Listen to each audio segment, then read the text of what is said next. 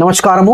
Union budget 2026 చాలా important అనేది చెప్పుకుంటాము. 1 ఫిబ్రవరి రోజు ప్రతి సంవత్సరం యూనియన్ బడ్జెట్ రాబోతుంది. సో ఈ 1 ఫిబ్రవరి సండే అయినా కూడా మనకి యూనియన్ బడ్జెట్ వస్తుంది. సో ఈ బడ్జెట్ వచ్చే ముందు కొద్ది కాన్సెప్ట్ అనేది మనం బ్రీఫ్ చేసుకోవాలి. సో ఈ మొత్తం యూనియన్ బడ్జెట్ 5 పార్ట్ తోటి డివైడ్ చేయడం జరుగుతుంది.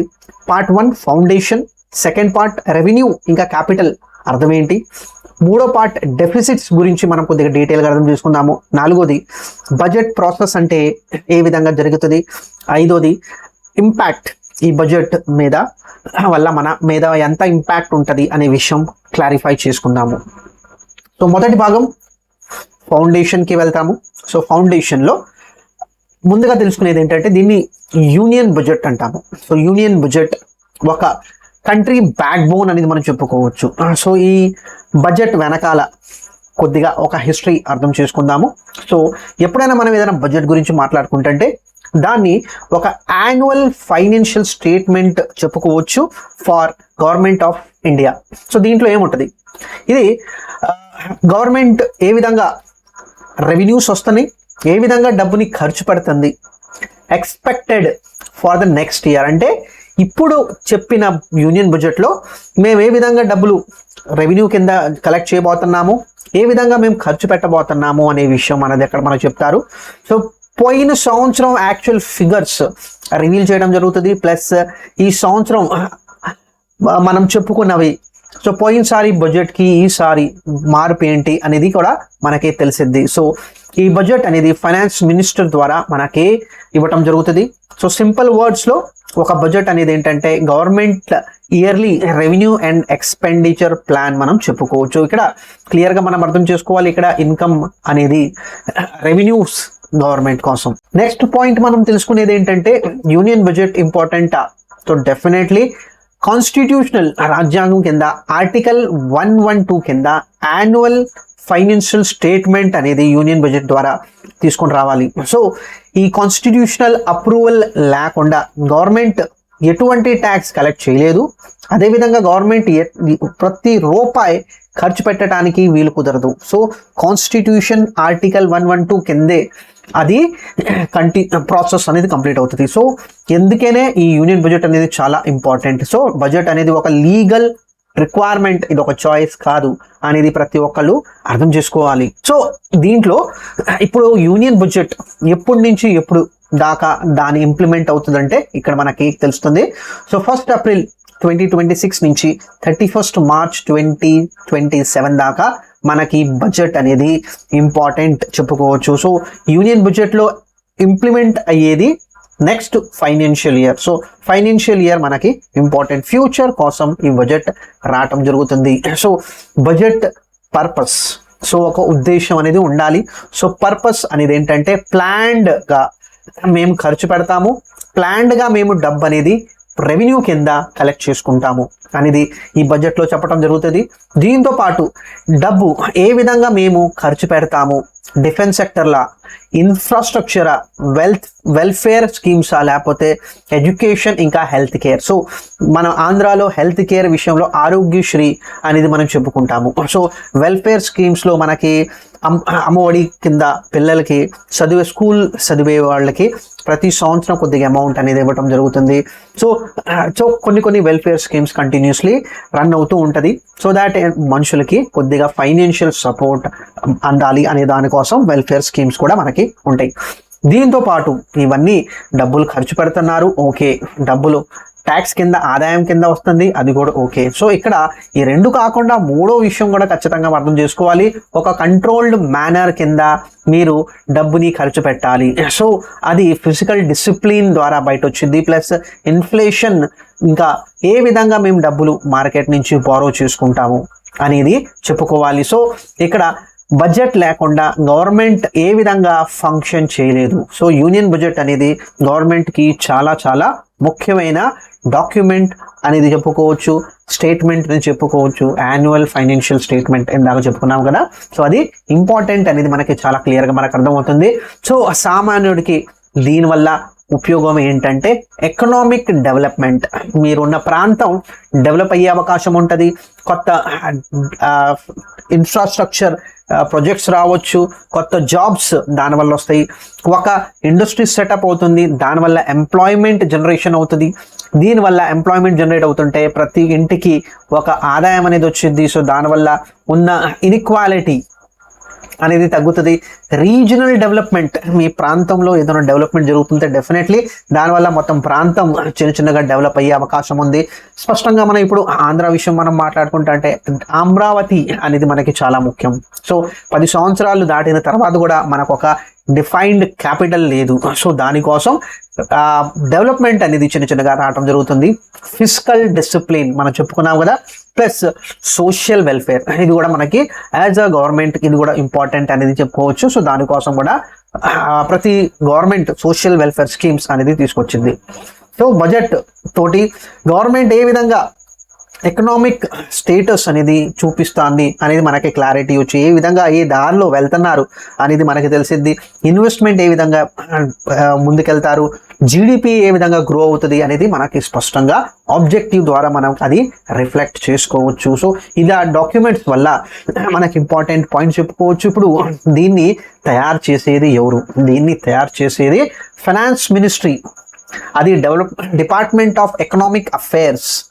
స్టేట్ గవర్నమెంట్ నుంచి కూడా మనకి ఇన్పుట్స్ వస్తాయి, నీతి ఆయోగ్ నుంచి కూడా మనకి రెస్పాన్స్ వచ్చేది, అదేవిధంగా మనకి ఆర్బీఐ లాంటి ఆర్గనైజేషన్స్ నుంచి కూడా ఇన్పుట్స్ రావడం జరుగుతుంది. సో బడ్జెట్ అనేది దగ్గర ఒక 6 నుంచి 8 నెలల ముందు నుంచే దీని ప్రిపరేషన్ అనేది జరుగుతుంది. సో ఫిబ్రవరి అంటే డిసెంబర్ జనవరి నుంచి మొదలవదు, ఒక 6 నుంచి 8 నెలల నుంచి చిన్నగా ఏమి చేయాలి, ఏ డెవలప్మెంట్ కోసం మనం ఏమేమి చేయాల్సి వచ్చింది అనే విషయం అనేది మనకి ఈ యూనియన్ బడ్జెట్ ప్రిపరేషన్ ప్రాసెస్ తోటి మనకి తెలిసింది.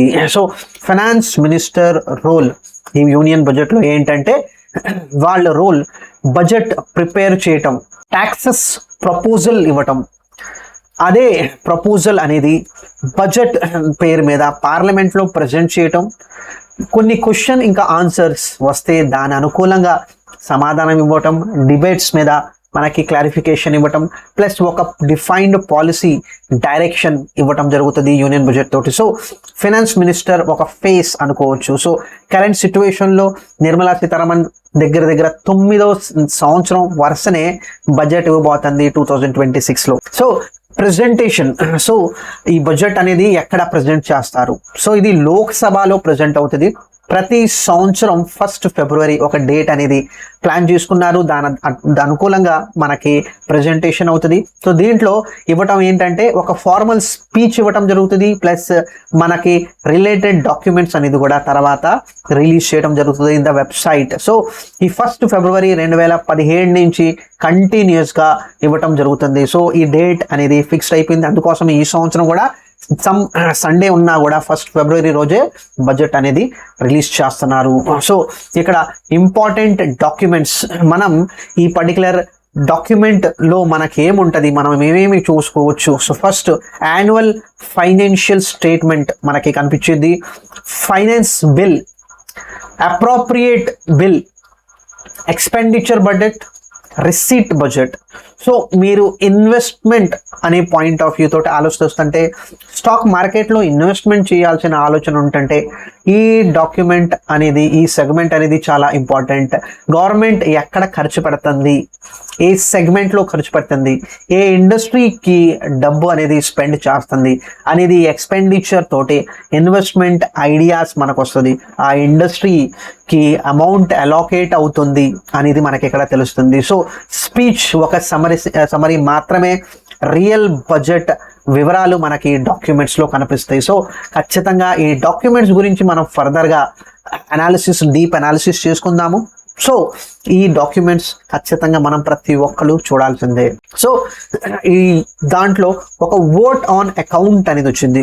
సో ఓట్ ఆన్ అకౌంట్ ఎప్పుడు జరుగుతుంది అంటే, మోస్ట్ ఆఫ్ ద టైం ఒక టెంపరీ పర్మిషన్ కావాలి, ఎలక్షన్ జరిగే సంవత్సరంలో సామాన్యంగా ఇది మనం చూస్తాము. సో దీంట్లో ఒక బడ్జెట్ మనం చెప్పుకున్నాం కదా, గవర్నమెంట్ రూపాయి ఖర్చు పెట్టినా కూడా అది యూనియన్ బడ్జెట్ ద్వారా రావాలి. So vote on account process జరిగినప్పుడు ఒక 2 నుంచి 4 నెలల ఖర్చు కోసం మాకు డబ్బు కావాలి. సో ఇది కంప్లీట్ బడ్జెట్ కాదు, ఒక 2 నుంచి 4 నెలల తర్వాత ఎలక్షన్స్ వస్తున్నాయి కాబట్టి ఈ 2 నుంచి 4 నెలల మనం ఒక గవర్నమెంట్ నడపాలి. సో దానికోసం ఓట్ ఆన్ అకౌంట్ జరిగింది. సో ఇది కూడా ఇంపార్టెంట్ ఆస్పెక్ట్స్ మనం చెప్పుకోవచ్చు. సో ఇంటరిమ్ బడ్జెట్ ఇంకా union budget. So interim budget గురించి మనం మాట్లాడుకుంటే ఇది సామాన్యంగా ఎలక్షన్ రోజు జరిగిద్ది. దీంట్లో ఎటువంటి పాలసీస్లో మార్పు అనేది చూడొచ్చు. రొటీన్ ఎక్స్పెన్సెస్ అనేది డీటెయిల్స్ ఇవ్వడం జరుగుతుంది. అదేవిధంగా ఒక యూనియన్ బడ్జెట్ అనేది ఏంటి, ఒక detailed aspects related to taxes, పాలసీస్లో ఏం మార్పు జరుగుతుంది, ఇంకా ఈ పర్టికులర్ గవర్నమెంట్ ఎంత దూరం దాకా ఆలోచనతో ఉన్నారు అనేది కూడా మనకి ఈ పర్టికులర్ డాక్యుమెంట్లో మనకి ఇవ్వడం జరుగుతుంది. సో ఇంటరిమ్ బడ్జెట్ అనేది ఏంటంటే ఒక టెంపరీ అరేంజ్మెంట్ మాత్రమే. యూనియన్ బడ్జెట్ ఒక లాంగ్ టర్మ్ విజన్ ఎక్స్పెండిచర్ విషయంలో ప్లస్ రెవెన్యూ కలెక్షన్ విషయంలో మనకి కనిపించింది. సో ఇక్కడ యూనియన్ బడ్జెట్ ఇంకా ఎకనామిక్ సర్వే ఈ 2 డాక్యుమెంట్స్ మనం ఖచ్చితంగా తెలుసుకోవాలి. సో ఎకనామిక్ సర్వే ప్రతి సంవత్సరం 28th జనవరి రోజు రిలీజ్ చేయడం జరుగుతుంది. సో 28th జనవరిలో ఈ ఎకనామిక్ సర్వే విశేషం ఏంటి, సో దీంట్లో బడ్జెట్ కన్నా ముందు కంపల్సరీ ఎకనామిక్ సర్వే రిలీజ్ అవ్వాలి. పోయిన సంవత్సరం మా పర్ఫార్మెన్స్ ఎలా ఉంది అనేది మనకి ఇక్కడ కనిపించింది. ప్లస్ ఈ డాక్యుమెంట్ అనేది చీఫ్ ఎకనామిక్ అడ్వైజర్ ప్రిపేర్ చేస్తాడు. ఇది ఫైనాన్స్ మినిస్టర్ రెడీ చేయడు, ఇది చీఫ్ ఎకనామిక్ అడ్వైజర్ తీసుకొస్తాడు. సో చాలా important document. So performance sheet మనం చెప్పుకోవచ్చు. వివరంగా మీరు చెప్పిన బడ్జెట్ అనుకూలంగా మీరు ఏ విధంగా ఈ పర్టికులర్ పాయింట్లో ఈ పర్టికులర్ స్టాండ్స్లో ఉన్నారు అనేది మనకు తెలుస్తుంది. ప్లస్ యూనియన్ బడ్జెట్ అనేది ఏంటంటే ఫ్యూచర్ ప్లానింగ్ డాక్యుమెంట్. అంటే నెక్స్ట్ ఇయర్ మేము ఏం చేయబోతున్నాము, నెక్స్ట్ ఫైనాన్షియల్ ఇయర్లో మేము ఏం ప్రపోజ్ చేయబోతున్నాము అనే పూర్తిగా వివరాలు మనకి యూనియన్ బడ్జెట్లో ఇవ్వటం జరుగుతుంది.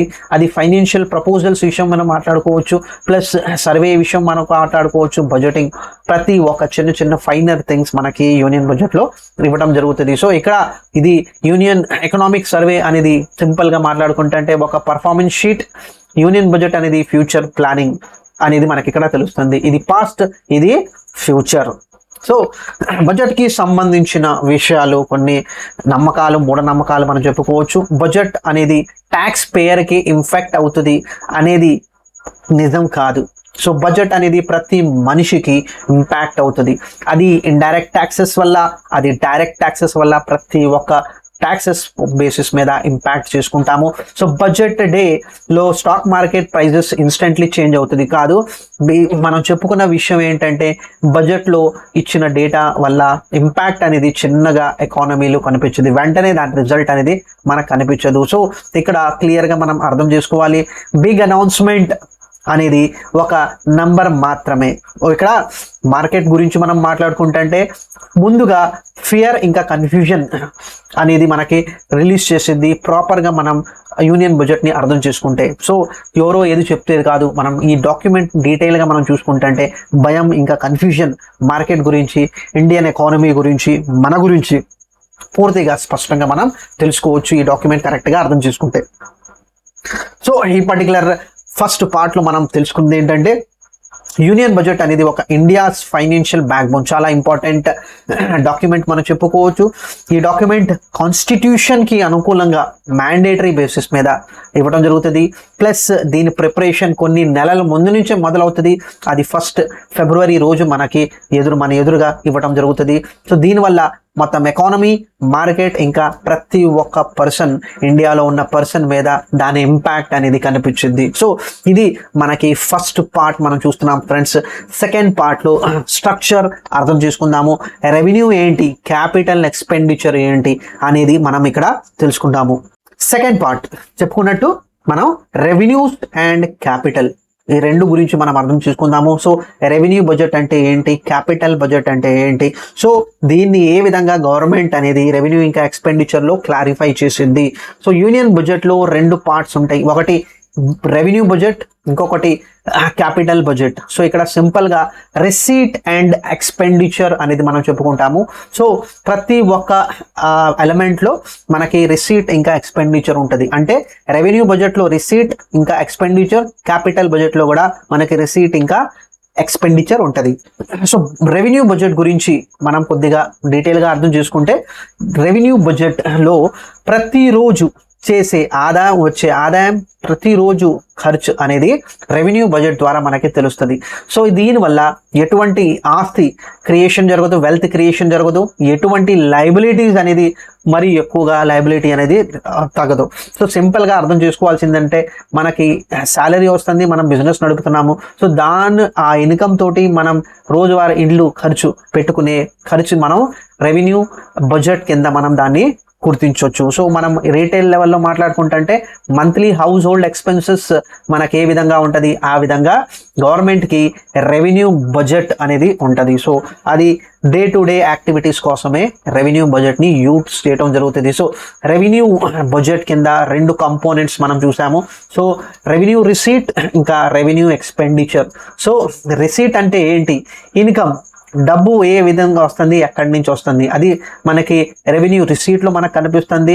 డబ్బు ఏ విధంగా మనం ఖర్చు పెడుతున్నాము అనేది మనకి రెవెన్యూ ఎక్స్పెండిచర్ కింద మనకు అది కనిపించింది. సో 1 by 1 విషయాన్ని అర్థం చేసుకుందాము. సో రెవెన్యూ రిసీట్ వల్ల మనకి ఏంటంటే గవర్నమెంట్కి వచ్చే ఆదాయం. సో ఇది ఒక రెగ్యులర్ ఇన్కమ్ సోర్స్ అనేది మనం చెప్పుకోవచ్చు. సో ఈ సోర్స్ వల్ల ఒక ఫ్యూచర్ లయబిలిటీ క్రియేట్ అవ్వదు, అదేవిధంగా ఎటువంటి అసెట్స్ అనేది కూడా మనకి క్రియేట్ అవ్వదు. సో రోజువారీ ఖర్చుల కోసం మనం యూజ్ చేసుకుంటాము. రెవెన్యూ రిసీట్ మనం మాట్లాడుకుంటే ఇక్కడ total revenues plus tax revenues plus non tax revenues 2 sources of income revenue సైడ్లో మనకి వచ్చింది. సో రెవెన్యూస్ విషయం మీద, ట్యాక్స్ రెవెన్యూ మీద ఫోకస్ చేద్దాము. ఆదాయం, గవర్నమెంట్కి ఆదాయం ఎక్కడి నుంచి వచ్చింది? సో గవర్నమెంట్కి ఆదాయం అనేది ఏంటంటే ట్యాక్సెస్ రూపంలో వస్తుంది. సో దాంట్లో ట్యాక్సెస్ మీద, ఇండివిజువల్స్ మీద మనం మాట్లాడుకుంటే ఇన్కమ్ ట్యాక్స్, కంపెనీస్ దగ్గర నుంచి కలెక్ట్ చేసుకునేది కార్పొరేట్ ట్యాక్స్. సో ఇక్కడ ఇన్కమ్ వచ్చే మనిషే ఇన్కమ్ ట్యాక్స్ పే చేస్తాడు, అది కూడా ఒక లిమిట్ వరకే. కార్పొరేట్ ట్యాక్స్, కంపెనీస్ ఆదాయం వచ్చే వాళ్ళే ట్యాక్సెస్ అనేది పే చేస్తారు. సో ఈ 2 స్పెసిఫిక్, చాలా చాలా specific. Directly individuals directly company నుంచి కలెక్ట్ చేసుకుంటాం కాబట్టి దాన్ని డైరెక్ట్ ట్యాక్సెస్ అంటాము. ఇప్పుడు ఇండైరెక్ట్ ట్యాక్సెస్ విషయం మీద మనం మాట్లాడుకుంటే, ఈ ఇండైరెక్ట్ ట్యాక్సెస్ మనం ఫస్ట్లోనే చెప్పుకున్నాం కదా, యూనియన్ బడ్జెట్ వల్ల ప్రతి ఒక్క మనిషి లైఫ్ ఇంపాక్ట్ అవుతుంది. ఎందుకంటే మనం వస్తువు కొనే దాని మీద జిఎస్టీ పే చేస్తాము. ఒక కస్టమ్ డ్యూటీ, బయట నుంచి వచ్చే ప్రొడక్ట్ మీద కస్టమ్స్ ఇంకా ఎక్సైజ్ డ్యూటీ ఇవ్వటం జరుగుతుంది. సో ఇంపోర్ట్ చేసే ప్రొడక్ట్స్ మీద కూడా మనకి డ్యూటీ పే చేయాలి. సో ఇక్కడ మనం చెప్పుకునేది ఇండైరెక్ట్ ట్యాక్సెస్లో ఈ డీటెయిల్స్ చాలా చాలా ఇంపార్టెంట్. సో యాజ్ అన్ ఇండివిజువల్గా మనం డైరెక్ట్ ట్యాక్సెస్ పే చేయకపోతే కూడా మనకి ఇండైరెక్ట్ ట్యాక్సెస్ వల్ల మన చేతి నుంచి డబ్బు అనేది ట్యాక్స్ రూపంలో గవర్నమెంట్ కలెక్ట్ చేసుకుంటున్నారు. సో ట్యాక్స్ రెవెన్యూ మనం చూసాము.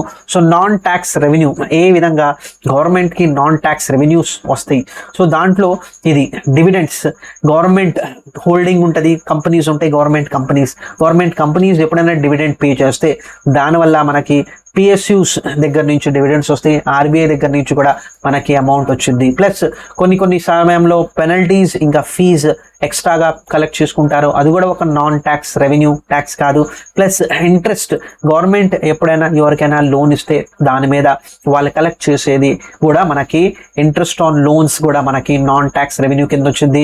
స్పెక్ట్రమ్, సో ఇంకా లైసెన్సెస్ వల్ల కూడా రెవెన్యూ అనేది జనరేట్ చేసుకుంటున్నారు. సో ఇది నాన్ ట్యాక్స్. సో ఇది ఈ కండిషన్ అవుతేనే వాళ్ళకి ట్యాక్స్ వచ్చింది, కానీ ట్యాక్స్ రెవెన్యూస్ కింద ప్రతి సంవత్సరం వచ్చింది.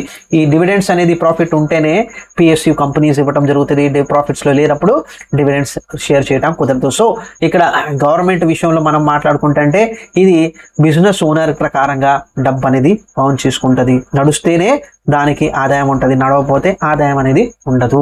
సో నాన్ ట్యాక్స్ రెవెన్యూ చేసుకున్నాము. ఇప్పుడు రెవెన్యూ ఎక్స్పెండిచర్ కింద మనం అర్థం చేసుకుందాము. ఇందాక మనం చెప్పుకున్నాం కదా, రెవెన్యూ ఎక్స్పెండిచర్ అనేది ఏంటంటే ఒక రొటీన్ ఫంక్షనాలిటీ. ఆ రొటీన్ ఫంక్షనాలిటీకి ఖర్చు పెట్టే డబ్బు మనం రెవెన్యూ ఎక్స్పెండిచర్ కింద తీసుకుంటున్నాము. దీనివల్ల ఎటువంటి అసెట్ క్రియేట్ అవ్వదు, దీనివల్ల ఎటువంటి బేసికలీ పెద్ద ఖర్చులు పాయింట్ ఆఫ్ వ్యూలో మనం మాట్లాడుకుంటే చిన్న ఖర్చులు అంటే శాలరీ పే చేయాలి.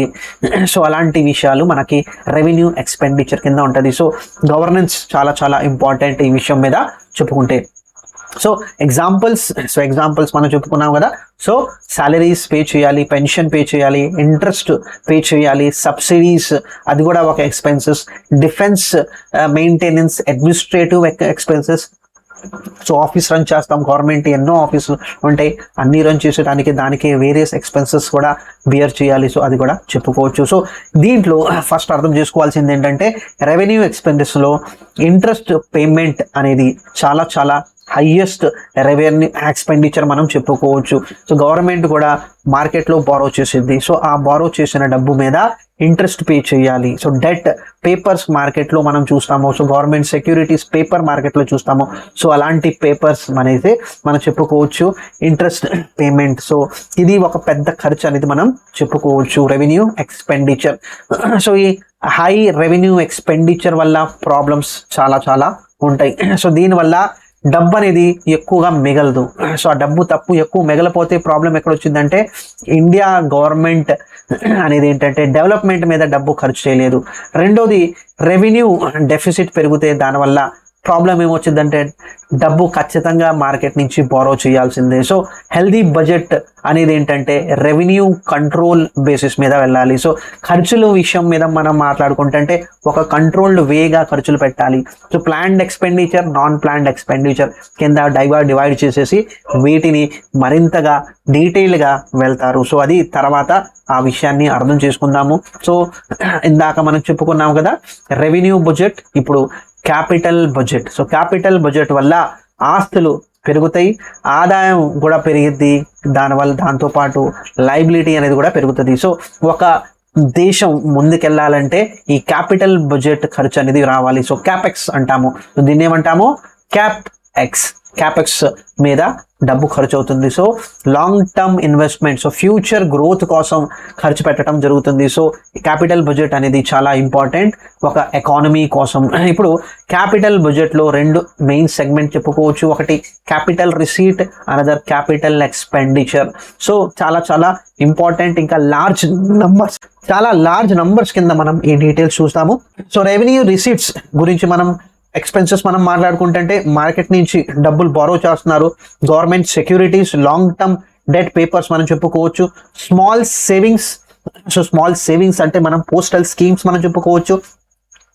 డిస్ఇన్వెస్ట్మెంట్, ఇప్పుడు కొన్ని కంపెనీస్ షేర్స్ మార్కెట్లో ఇష్యూ చేయడం జరుగుతుంది. అది ఐపీఓ ద్వారా జరిగిద్ది, అది ఎఫ్పిఓ ద్వారా జరిగిద్ది. సో రెండిట్లో ఆ డబ్బు అనేది డైరెక్ట్లీ గవర్నమెంట్కి ఆ డబ్బు వెళ్ళిద్ది, ప్లస్ లోన్ రికవరీ. సో వీటి వల్ల గవర్నమెంట్కి ఆదాయం పెరుగుతుంది. సో క్యాపిటల్ రిసీట్ అనేది వస్తుంది. సో ఇన్కమ్ వస్తుంటే దాది చిన్నగా మనకి బారోయింగ్ కాస్ట్ గవర్నమెంట్కి పెరిగిద్ది. సో రిసీట్ అంటే ఆదాయం గవర్నమెంట్కి వస్తుంది. సో దాని నుంచి వచ్చిన ఆదాయాన్ని ఖర్చు పెట్టడం జరుగుతుంది. సో అసెట్ క్రియేషన్ మీద ఫోకస్ చేస్తారు. లాంగ్ టర్మ్ ఎకనామిక్ బెనిఫిట్ రావాలి. సో ఏదైనా పని చేస్తుంటే దాని నుంచి మనకి కంటిన్యూస్గా ఇన్కమ్ వచ్చేలాగా మనం చూసుకోవాలి. సో మనం రీసెంట్గా ఈ డిఫెన్స్ గురించి మనం చూసాము. లాస్ట్ 1 year లో మనకి చాలా ఎక్కువగా ఈ డిఫరెన్స్ కనిపించింది. సో డిఫెన్స్ ఎక్విప్మెంట్ పోయిన సంవత్సరం మనం ఒక చిన్న మైనర్ కండిషన్స్ మనం చూసాము విత్ పాకిస్తాన్. సో అక్కడ మన డిఫెన్స్ స్ట్రెంగ్త్ మనకు కనిపించింది. దాని తర్వాత కంటిన్యూస్లీ డిఫెన్స్ని మనం ఎక్స్పోర్ట్ చేయడం మొదలుపెట్టాము. సో అది ఒక మనం డిఫెన్స్ మీద పెట్టిన ఎక్స్పెండిచర్ వల్ల మనకి రెవెన్యూ జనరేట్ అవుతుంది. సో అలాంటి విషయాలు మనం తెలుసుకోవచ్చు. పవర్ జనరేషన్ చెప్పుకోవచ్చు. లోన్స్, సెంట్రల్ గవర్నమెంట్ స్టేట్ గవర్నమెంట్కి లోన్స్ ప్రకారంగా షేర్ చేస్తుంది, డబ్బు ఇస్తుంది. ఆ డబ్బు అని దానికోసం కూడా సెంట్రల్ గవర్నమెంట్ అనేది దానికోసం ఒక ఎక్స్పెండిచర్ లాగా ఉంటుంది. Plus road construction, railway construction, airport construction. So దీని మీద కంటిన్యూస్లీ ఇన్ఫ్రాస్ట్రక్చర్ మీద కంట్రీ అనేది ఖర్చు పెడుతూ ఉండాలి. సో అలాంటి ఎక్స్పెన్సెస్ అనేది లాంగ్ టర్మ్లో గవర్నమెంట్కి బెనిఫిట్ అనేది మనం చెప్పుకోవచ్చు. సో దీంట్లో మనం బుల్లెట్ ట్రైన్ చూస్తున్నాము. సో బుల్లెట్ ట్రైన్స్ గురించి మనం మాటలు వింటున్నాము. ప్లస్ బుల్లెట్ ట్రైన్తో పాటు మనం చాలా కొత్త డెవలప్మెంట్ మనం చూస్తున్నాము రిలేటెడ్ టు ఇన్ఫ్రాస్ట్రక్చర్. సో ప్రతిదీ క్యాపిటల్ ఎక్స్పెండిచర్ కింద వస్తుంది. దానివల్ల లాంగ్ టర్మ్ క్యాపిటల్ ఎక్స్పెండిచర్ వల్ల బెనిఫిట్ అనేది మనం చూస్తున్నాం. ఒక చిన్న కంపారిజన్ తెలుసుకుందాము. సో కంపారిజన్ పాయింట్ ఆఫ్ వ్యూలో రెవెన్యూ బడ్జెట్ ఓవరాల్ నేచర్ అనేది ఏంటంటే రొటీన్ ఎక్స్పెన్సెస్ కోసం ఖర్చు పెట్టే డబ్బు, ప్లస్ ఇది లాంగ్ టర్మ్ విజన్, ఒక 5 years 10 years 15 years అనేది మనం చెప్పుకుంటున్నాము. సో 2047 ఒక పెద్ద మైల్ స్టోన్ మనకి కంట్రీకి ఇవ్వడం జరుగుతుంది. సో అది కూడా మనం గుర్తుంచుకోవాలి.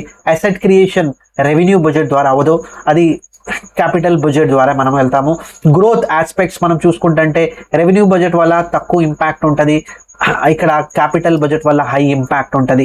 సో ఎగ్జాంపుల్ తెలుసుకుంటే రెవెన్యూ బడ్జెట్ సాలరీస్, ఇక్కడ ఇన్ఫ్రాస్ట్రక్చర్ డెవలప్మెంట్. సో ఒక కంట్రీ బడ్జెట్లో మనం ఎక్కువగా ఏది ఎక్స్పెక్ట్ చేయాలంటే ఎక్కువగా క్యాపిటల్ ఎక్స్పెండిచర్ అంటే క్యాపిటల్ బడ్జెట్ మీద అలోకేషన్ ఎక్కువ జరగాలి అనేది గుర్తుంచుకోవాలి. సో అందుకనే ఎప్పుడైనా ఏదైనా గవర్నమెంట్ గురించి మనం మాట్లాడుకుంటే అది క్యాపెక్స్ మీద ఫోకస్ చేయాలి. ఎంత ఎక్కువ క్యాపెక్స్ అవుతే అంత అద్భుతంగా ఆ గవర్నమెంట్ అనేది నెక్స్ట్ ఇయర్ ఇన్వెస్ట్మెంట్కి అమౌంట్ అనేది డైవర్ట్ చేస్తుంది. సో అది చాలా ఇంపార్టెంట్ మనం చెప్పుకోవచ్చు. సో ఈ పర్టికులర్ టాపిక్లో మనం నేర్చుకుంది ఏంటంటే బడ్జెట్లో 2 మెయిన్ పార్ట్స్, ఒకటి రెవెన్యూ, ఒకటి క్యాపిటల్. రెవెన్యూ అనేది ఏంటంటే సర్వైవల్ ఎక్స్పెన్సెస్ చెప్పుకోవచ్చు. క్యాపిటల్ ఎక్స్పెండిచర్ అనేది మనది ఏంటంటే గ్రోత్ ఆన్ ఇన్వెస్ట్మెంట్ చేయడం వల్ల నా కంట్రీ గ్రోత్ మనకు తెలుసుకుంటుంది, జీడిపి పెరుగుతుంది. సో జీడిపి పెరుగుతుంటే కంట్రీలో ఎంప్లాయ్మెంట్ పెరిగింది. సో ఇవన్నీ క్లియర్గా మనకు ఆ విషయం అర్థం చేసుకోవాలి. ఒక హెల్దీ ఎకానమీకి ఒక హయ్యర్ క్యాపిటల్ ఎక్స్పెండిచర్ అవసరం. సో అది చాలా క్లియర్గా మనకి ఇక్కడ అర్థమవుతుంది. సో రెండో పార్ట్ మనం చూసాము. సో థర్డ్ పార్ట్లో మనకి బడ్జెట్ డెఫిసిట్స్ గురించి మనం విషయంగా తెలుసుకుందాము. ప్లస్ గవర్నమెంట్ ఏ విధంగా మార్కెట్ నుంచి బారో చేసింది అనే విషయం మనం నెక్స్ట్ పార్ట్లో కవర్ చేసుకుందాం ఫ్రెండ్స్. సో పార్ట్ 3లో మనం fiscal deficit, revenue deficit, primary deficit గురించి కొద్దిగా వివరంగా తెలుసుకుందాము. ఇవన్నీ బడ్జెట్ డెఫిసిట్లో ఎక్స్ప్లెయిన్ చేయడం జరుగుతుంది. సో ప్రతి ఒక్క డెఫిసిట్ డీటెయిల్స్ మనకి యూనియన్ బడ్జెట్లో ఇవ్వడం జరుగుతుంది. సో ఆ డీటెయిల్స్ కంపల్సరీ ఇంపార్టెంట్. సో దాని గురించి వివరంగా తెలుసుకుందాము. సో ముందుగా బడ్జెట్ అనే పరిస్థితి, డెఫిసిట్ విషయం మీద మనం మాట్లాడుకుంటుంటే డెఫిసిట్ ఎప్పుడు పడింది. సో ఒక వ్యవస్థ ఖర్చులు ఇన్కమ్ కన్నా ఎక్కువ ఉన్నప్పుడు మనం డెఫిసిట్ అనే మాట మనం చెప్తాము. సో అనుకుందాము ఖర్చు అనేది 105 రూపాయలు, ఆదాయం అనేది 100 రూపాయలు. సో ఇలాంటి పరిస్థితుల్లో 5 రూపాయలు తగ్గిపోతుంది, బయట నుంచి అప్పు తీసుకోవాల్సిన అవసరం వచ్చింది. సో ఇది ఆ గ్యాప్ అనేది బారోయింగ్ ద్వారా పూర్తిగా చేస్తారు. సో డెఫిసిట్ అనేది ఒక ఎక్సెస్ ఎక్స్పెండిచర్. సో గవర్నమెంట్ అనేది మోస్ట్లీ గవర్నమెంట్స్ మనం చూసుకుంటుంటే అది డెఫిసిట్ కిందే రన్ అవుతుంది. సో దానికోసం బారోయింగ్ అనేది చేయటం జరుగుతుంది. సో ఆ బారోయింగ్ సంగతి తర్వాత. సో ఈ బడ్జెట్ దేనికి వస్తుంది? ముందుగా ఇన్ఫ్రాస్ట్రక్చర్ డెవలప్మెంట్ ముందు ఖర్చు పెట్టాలి, ఆ తర్వాత ఆదాయం అనేది వచ్చింది. సో దానికోసం ఇన్ఫ్రాస్ట్రక్చర్, రోడ్లు, రైల్వేస్, ఎయిర్పోర్ట్స్, ఇవన్నీ ట్రాన్స్పోర్టేషన్ ఎంత ఫాస్ట్ అవుతుంది అంత ప్రొడక్ట్స్, అంత ట్రావెలింగ్ టైం తగ్గిద్ది. దానివల్ల గ్రోత్కి చాలా యూస్ఫుల్గా ఉంటుంది. వెల్ఫేర్ స్కీమ్స్, ఇది కూడా కంపల్సరీ. ప్రతి గవర్నమెంట్ అనేది ఏంటంటే వెల్ఫేర్ స్కీమ్స్ రన్ చేస్తూ ఉంటాయి. బిలో పవర్టీ లైన్లో ఉండే వాళ్ళకి ఆ బెనిఫిట్ అనేది రీచ్ అవ్వాలి, అందుకోసమే వెల్ఫేర్ స్కీమ్స్ రన్ చేస్తారు. ఎకనామిక్ స్లో డౌన్, ఎకానమీని రన్ చేయడానికి, మళ్ళీ రీయాక్టివేట్ చేయడానికి, మళ్ళీ దారిలో రావడానికి యూజ్ చేయడం జరుగుతుంది. సో క్లాసిక్ ఎగ్జాంపుల్ 2020 పాండమిక్ టైంలో చాలా అవసరం పడింది. సో అలాంటి సిచ్యువేషన్లో గవర్నమెంటే ఖర్చు పెట్టాలి, గవర్నమెంటే ఎకానమీ రన్ చేయాలి. సో అందుకోసమే ఈ ఎకనామిక్ స్లో డౌన్లో కూడా బడ్జెట్ అనేది అనుకున్న దానికన్నా ఎక్కువగా దాటిపోతుంది. Pandemic and crisis spending. So ఇదే విషయం నేను అక్కడ చెప్తున్నాను. సో ఎవరు ఒక కంట్రీని ముందుకు నడపాలంటే మనకి గవర్నమెంట్ రోల్ కూడా చాలా ఇంపార్టెంట్.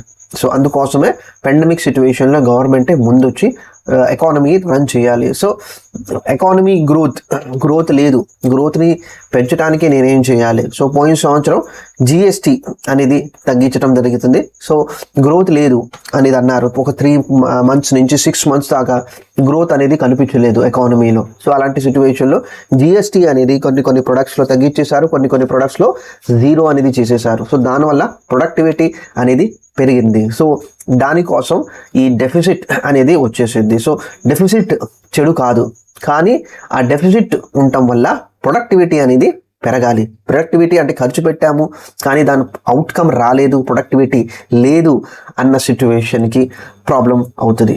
సో అది ఖచ్చితంగా ఒక గవర్నమెంట్ అనేది చూసుకోవాలి. సో ఇది చాలా చాలా ఇంపార్టెంట్ మనం చెప్పుకోవచ్చు.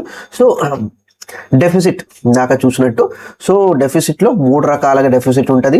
ఒకటి ఫిజికల్ డెఫిసిట్, ఒకటి రెవెన్యూ డెఫిసిట్, ఒకటి ప్రైమరీ డెఫిసిట్. సో ఈ 3 డెఫిసిట్ నంబర్స్ చాలా ఇంపార్టెంట్ అనేది మనం చెప్పుకుంటాము.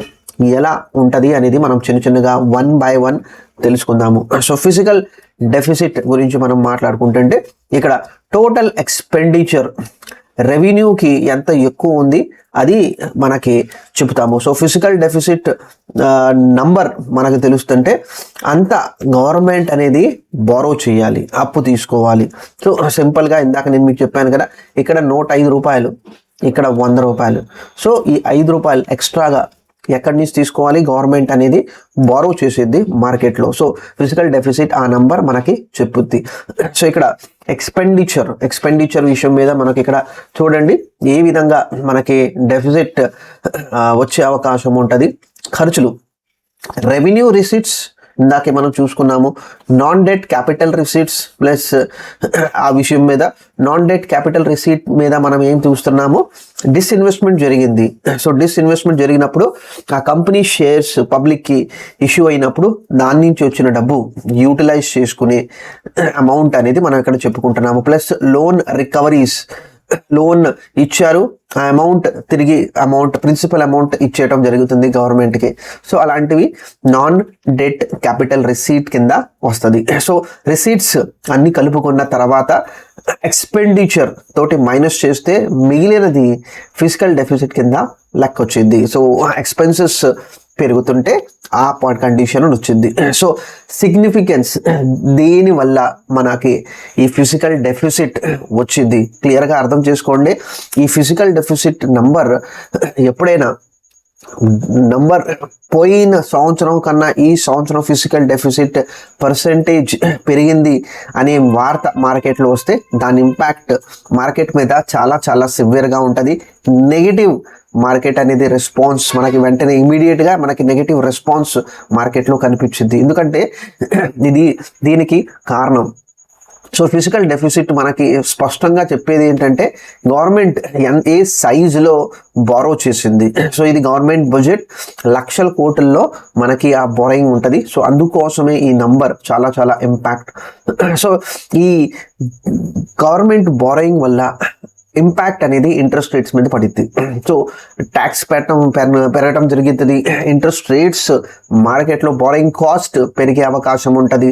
ప్లస్ దీనివల్ల మార్కెట్లో ఇన్ఫ్లేషన్ కూడా పెరిగే అవకాశం ఉంటుంది.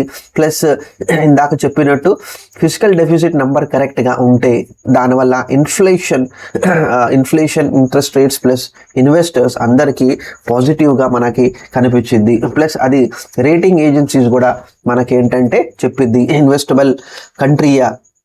సో అది చాలా ఇంపార్టెంట్ మనం చెప్పుకోవచ్చు. ఇక్కడ చాలా చాలా క్రూషియల్ పాయింట్ మనం చెప్పుకోవచ్చు. స్టాక్ మార్కెట్లో ఇన్వెస్ట్మెంట్ చేసేవాళ్ళు ఈ నంబర్ చాలా క్లియర్గా చాలా స్పష్టంగా ఈ విషయాన్ని అర్థం చేసుకుంటారు. ఎందుకంటే ఫిజికల్ డెఫిసిట్ పెరిగిందంటే ఈ డీటెయిల్స్ వల్ల ఓవరాల్ ఎకానమీ మీద స్ట్రెస్ పడింది.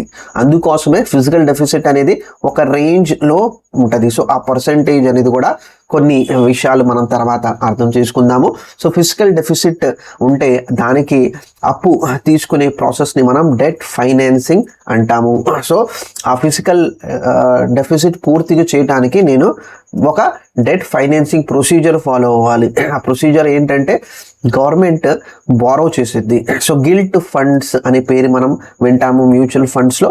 సో అలాంటి ఫండ్స్ ఈ గవర్నమెంట్ ఇష్యూ చేసిన పేపర్స్లోనే ఇన్వెస్ట్మెంట్ చేస్తారు. స్మాల్ సేవింగ్ మనం పోస్టల్ స్కీమ్స్ మనం చూస్తాము. సో పోస్టల్ స్కీమ్స్లో స్మాల్ సేవింగ్ ఫండ్స్ మనం చెప్తుంది, అది కూడా డెట్ ఫైనాన్సింగ్ కోసం యూటిలైజ్ చేసేది.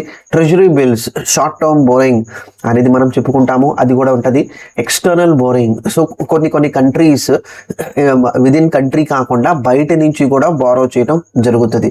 అది వేరే కంట్రీ నుంచి అనుకోవచ్చు, లేకపోతే UN నుంచి అనుకోవచ్చు. సో ఆ బోరింగ్ తీసుకున్నప్పుడు అది తీర్చి మళ్ళీ రీపేమెంట్ చేయాలి. సో ఎప్పుడైనా ఏదైనా లోన్ గురించి మనం అనుకుంటుంటే అది రీపే చేయాల్సి వచ్చింది. సో ఆ రీపేమెంట్ కాస్ట్ ఎకానమీ మీద ఇంపాక్ట్ అవుతుంది. సో బారోయింగ్ టుడే అనేది ఏంటంటే ఫస్ట్ ప్రిన్సిపల్ రీపే చేయాలి, ప్లస్ ఇంట్రెస్ట్ అనేది కూడా మనకి కౌంట్ అవుతుంది. సో అందుకోసమే ఫిజికల్ డెఫిసిట్ నంబర్ చాలా ఎక్కువగా ఉంటే అనేది చాలా ప్రాబ్లం ఫేస్ చేస్తారు ఆ government plus public. So next deficit revenue deficit. So revenue expenditure receipt కన్నా ఎక్కువ ఉంటే అది రెవెన్యూ డెఫిసిట్ కింద లెక్క వచ్చింది. సో ఇక్కడ క్లియర్గా మనం అర్థం చేసుకోవాలి. So revenue deficit daily purpose కోసం, నా రోజువారీ ఖర్చుల కోసం నేను అప్పు తీసుకుంటున్నా, అదేవిధంగా నాకు ఆదాయం అనేది వచ్చింది. సో ఇది ఏదైనా ఎకానమీకి ఈ రెవెన్యూ డెఫిసిట్ ఎక్కువ ఉంటే అది మంచిది కాదు. క్యాపిటల్ ఎక్స్పెండిచర్ డెఫిసిట్ ప్రాబ్లం లేదు. నేను ఒక రోడ్ కన్స్ట్రక్షన్ చేయడానికి వెళ్తున్నాను, దానివల్ల డెవలప్మెంట్ అవుతుంది, ట్రాన్స్పోర్టేషన్ స్మూత్గా అవుతుంది, ట్రావెలింగ్ టైం తగ్గిద్ది, బిజినెస్ గ్రో అవుతుంది. సో ఇవన్నీ చాలా ఇంపార్టెంట్. అదే ఒక ఆఫీస్లో జీతం ఇవ్వడానికి నాకు డబ్బు లేదు, నేను రిసీట్ అనేది నేను ట్యాక్సీలు పెంచేస్తున్నాను దానివల్ల, సో అది ఎన్నాటికి కరెక్ట్ కాదు. సో అదే ఇక్కడ చెప్తుంది మనకి రెవెన్యూ డెఫిసిట్ అనేది నా రోజువారీ డైలీ ఎక్స్పెన్సెస్ కోసం నేను బారో చేసే ప్రాసెస్ మనకి ఆ నంబర్ మనకి చెప్తుంది revenue deficits. So revenue deficit అనేది 0 ఉంటే మంచిది, ఇది మైనస్ ఆర్ ఇది పెరుగుతుంటే అది ఎన్నాటికి ఒక గవర్నమెంట్కి మంచిది కాదు అనేది మనం చెప్పుకోవచ్చు. సో ఈ రెవెన్యూ డెఫిసిట్ వల్ల ప్రాబ్లం ఏంటి, కన్సర్న్ ఏంటి అంటే ఇది యాసెట్ క్రియేట్ చేయదు, దీనివల్ల గ్రోత్ అనేది డిస్టర్బ్ అవుతుంది. సో లాంగ్ టర్మ్ గ్రోత్ కాకుండా మనం షార్ట్ టర్మ్ రిక్వైర్మెంట్ మీద ఫోకస్ చేసుకుంటూ ఉంటాము. దీనివల్ల బారోయింగ్ అనేది పెరుగుతుంది, ప్లస్ క్యాపిటల్ ఎక్స్పెండిచర్కి డబ్బు మిగలదు, ఫండ్స్ అనేది తగ్గిపోతాయి. సో మన దగ్గర ఒక 10% డబ్బు ఉంటే ఆ 10% ఒకవేళ రెవెన్యూ డెఫిసిటే 5% యూటిలైజ్ చేసుకుంటుంటే డబ్బు ఒట్టి 5% మిగులుతుంది for capital expenditure. So high revenue deficit is a warning to the economy. So అది ఇన్వెస్టర్స్ కూడా అది చాలా క్లియర్గా అర్థం చేసుకోవాలి. ఎందుకంటే ఈ రెవెన్యూ డెఫిసిట్ ఉండటం వల్ల గ్రోత్ ఎక్స్పెండిచర్ కంట్రీకి తగ్గిపోతుంది. సో అది మనం క్లియర్గా అర్థం చేసుకోవాలి. గవర్నమెంట్ ఎంత ఎఫిషియెంట్లీ దీన్ని యూటిలైజ్ చేస్తున్నారు, ఇది తగ్గిస్తున్నారు అనేది మనం క్లియర్గా అర్థం చేసుకోవాలి. సో ప్రైమరీ డెఫిసిట్ మనం ఇక్కడ మాట్లాడుకుంటుంటే ప్రైమరీ డెఫిసిట్లో తీసుకోవాల్సిన విషయం ఏంటంటే ప్రైమరీ డెఫిసిట్ అంటే ఫిజికల్ డెఫిసిట్ నేను ఇంట్రెస్ట్ పేమెంట్ అనేది నేను తీసేస్తున్నా. సో ఇంట్రెస్ట్ పేమెంట్ అనేది నేను తీసేస్తున్నాను. ఆ ఇంట్రెస్ట్ పేమెంట్ తీసిన తర్వాత నాకు వచ్చిన ప్రైమరీ డెఫిసిట్ నంబర్. సో క్లియర్గా మనం ఇక్కడ అర్థం చేసుకోవాలి. గవర్నమెంట్ చేసే ఎఫర్ట్కి క్యాపిటల్ ఎక్స్పెండిచర్ కోసం నేను తీసుకున్న అప్పు మీద నేను కట్టే ఇంట్రెస్ట్ అనేది ఉంటుంది కదా, అది నేను తీసేస్తుంటే నాకు ప్రైమరీ డెఫిసిట్ అనేది మిగిలింది. సో యాక్చువల్గా డెవలప్మెంట్ కాస్ట్ మనకి ఎగ్జాక్ట్లీ తెలిసింది. మనం ఏ విధంగా యాజ్ అ గవర్నమెంట్ మన అప్పుని మనం ఎఫిషియెంట్లీ యూజ్ చేస్తున్నాము, ప్రొడక్టివ్లీ యూజ్ చేస్తున్నాము అనే క్లారిటీ మనకి ప్రైమరీ డెఫిసిట్ అనేది మనకి వచ్చింది. సో ఈ డెఫిసిట్ చాలా ఇంపార్టెంట్ మనం చెప్పుకోవచ్చు. ఫిజికల్ డెఫిసిట్ తర్వాత నెక్స్ట్ ఇంపార్టెంట్ డెఫిసిట్ అనేది ఏంటంటే primary deficit. So interest, so సింపుల్గా ఇక్కడ అనుకుందాం ఫిజికల్ డెఫిసిట్ 5% ఉంది, ఇంట్రెస్ట్ పేమెంట్ అనేది 4% ఉంటే ఇక్కడ 1% మనకి ఇక్కడ కనిపిస్తుంది. సో యాక్చువల్గా బొరైంగ్ కాస్ట్ ఎక్కువగా ఉంది మనకి ఇక్కడ తెలిసిద్ది. సో ఈ నంబర్ మనకి క్లియర్గా అర్థం చెప్పింది ప్రైమరీ డెఫిసిట్ అంటే ఏంటి. సో ఈ ప్రైమరీ డెఫిసిట్ ఇంపార్టెన్స్ దేనివల్ల ఎలా కనిపెట్టవచ్చు అంటే ఫిజికల్ డిసిప్లిన్, మీరు ఎంత కంట్రోల్లో ఉన్నారు అనేది యాజ్ అ గవర్నమెంట్ గురించి యూనియన్ బడ్జెట్ గురించి మాట్లాడుతున్నాం కాబట్టి ఇది చాలా ఇంపార్టెంట్ విషయం మనం చెప్పుకోవచ్చు as far as physical discipline. Plus ఈ డెఫిసిట్ మనకి ఏం ఇంపాక్ట్ చూపించిందంటే గతం డెట్ ప్లస్ మీరు అనుకున్న దానికన్నా ఎక్కువగా ఖర్చు అవుతుంది. ఈ డెఫిసిట్ మనకు నంబర్ చెప్తుంది. సో మంచిది కాదు. So lower primary deficit is always better. Or financial control ఉంది. సో ఎంత ప్లానింగ్ ఎక్స్పెన్సెస్ అనేది మనం చెప్పుకోవచ్చు. అంటే నేను 4.2% ఫిజికల్ డెఫిసిట్ నేను ఎక్స్పెక్ట్ చేస్తున్నాను నెక్స్ట్ ఇయర్. ఆ తర్వాత నెక్స్ట్ ఇయర్ 3.9% నేను ఆ డెఫిసిట్ని నేను తీసుకొచ్చేస్తున్నాను. సో ఎక్స్పెక్టేషన్ 4.2 నుంచి 3.9. సో ఇలా ప్రొజెక్షన్స్ అనేది ఇవ్వడం జరుగుతుంది. సో ఈ ప్రొజెక్షన్స్లో ఒకవేళ బడ్జెట్లో 4.2 కాకుండా 4.5 వచ్చింది అనుకో, ఫిజికల్ డెఫిసిట్ పెరిగిద్ది. సో ఈ 4.5 ఎందుకు అయింది అనేది మనకి ప్రైమరీ డెఫిసిట్ నంబర్ చూస్తుంటే ఖచ్చితంగా మనకి తెలుస్తుంది. సో ప్లాన్డ్ ఎక్స్పెండిచర్ కింద ఈ ఖర్చు అయిందా లేకపోతే అన్ప్లాన్డ్ ఎక్స్పెండిచర్, ఒక కెలామిటీ వచ్చింది, ఒక సమస్య వచ్చింది, పెద్ద సమస్య. సో ఆ సమస్యని వీళ్ళు ప్లాన్డ్గానే దాన్ని కన్సిడర్ చేశారా లేకపోతే అన్ప్లాన్డ్ ఎక్స్పెండిచర్. సో అది డీటెయిల్గా మనకి ఇవన్నీ విషయాలు తెలుస్తుంది. సో బయట నుంచి అప్పు తెచ్చుకుంటే అది ఎన్నాటికి కరెక్ట్ కాదు, కానీ ఏ పర్పస్ కోసం తెచ్చుకుంటున్నాము అనేది క్లియర్గా మనం ఇక్కడ అర్థం చేసుకోవాలి. సో ఇక్కడ ఫిజికల్ డెఫిసిట్ గురించి మనం మాట్లాడుకుంటే ఖచ్చితంగా బోరింగ్ కావాలి, కానీ ఓవరాల్గా ఇండికేటివ్ ఓవరాల్ స్ట్రెస్ మార్కెట్లో మనకి ఇక్కడ రిఫ్లెక్ట్ అవుతుంది. దీంతో పాటు రెవెన్యూ ఎక్స్పెండిచర్ దేనికోసం అవుతుందంటే కన్జంప్షన్ బోరోయింగ్. దానివల్ల ఫైనాన్సెస్ వీక్ ఉండే ఆ గవర్నమెంట్ ఫైనాన్సెస్ వీక్ అనేది మనం చెప్పుకోవచ్చు. ప్రైమరీ ఎక్స్పెండిచర్ మనం చూసుకుంటే ఇంట్రెస్ట్ని ఎక్స్క్లూడ్ చేసిన డేటా, ఈ ఇంట్రెస్ట్ని ఎక్స్క్లూడ్ చేసిన తర్వాత మీ అసలైన అవసరానికి మీరు యూస్ చేసిన నంబర్ మనకి ఇక్కడ తెలుస్తుంది. సో దానివల్ల మనకి కనిపించేది ఏంటంటే కరెంట్ డిసిప్లిన్, ఎంత డిసిప్లిన్గా ఉన్నారు. సో ఓవరాల్గా ఈ రెండు నంబర్స్ మనం చూస్తుంటే చాలా చాలా ఇంపార్టెంట్. ఇది ఎకానమీలో ఎంత తక్కువ ఉంటే అంత మంచిది, అంటే గవర్నమెంట్ డేటాలో ఇది ఎంత తక్కువ ఉంటే అంత మంచిది. ఇది నంబర్ ఉంటే ఇది మనకి క్లియర్గా మనకి చెప్తుంది. సో ఇది క్లియర్ ఫ్రెండ్స్. సో మనం ఎప్పుడైనా బడ్జెట్ గురించి మనం మాట్లాడుకుంటుంటే ఈ నంబర్స్ చాలా చాలా ఇంపార్టెంట్. ఎందుకంటే ఎఫిషియన్సీ, గవర్నమెంట్ ఎఫిషియన్సీ అనేది మనకి స్పష్టంగా తెలుస్తుంది. సో దీని నుంచి ఏ గవర్నమెంట్ అనేది హైడ్ చేయలేదు. సో హై డెఫిసిట్ ఉన్నప్పుడు సమస్యలు చిన్నగా లోకల్ మన లాంటి పీపుల్ మీద ఇంపాక్ట్ అవుతుంది. సో హయ్యర్ డెఫిసిట్ ఉంటే హయ్యర్ ఇంట్రెస్ట్ రేట్ మార్కెట్లో మనం చూస్తాము. క్రౌడెడ్ అవుట్ ప్రైవేట్ ఇన్వెస్ట్మెంట్స్ ఎక్కువ ఉంటుంది మనం ఎక్స్పెక్ట్ చేస్తాము. ఇన్ఫ్లేషన్ ప్రెషర్ పెరిగిద్ది. డాలర్ మన కరెన్సీ, లోకల్ కరెన్సీ వేరే కరెన్సీస్తో కంపేర్ చేసుకుంటుంటే వీక్ అనేది కనిపించింది. మన క్రెడిట్ రేటింగ్ అనేది కూడా మనకి తగ్గిపోతుంది. So deficit important. సో దేనికోసం మీరు అప్పు తీసుకుంటున్నారు అనేది మ్యాటర్ చేసేది. సో డెఫిసిట్ ప్రాబ్లం కాదు, కానీ ఆ డెఫిసిట్ని మీరు ఫైనాన్స్ చేస్తుంటే దేనికోసం ఆ ఖర్చు వస్తుంది, దేనికోసం మీరు ఆ డబ్బుని యూటిలైజ్ చేస్తున్నారు. సో అందుకనే మనకి క్లియర్గా మనం అర్థం చేసుకోవాల్సింది ఏంటంటే క్యాపెక్స్ అనే ఒక స్టేట్మెంట్ ఉంటుంది, నంబర్ వచ్చింది.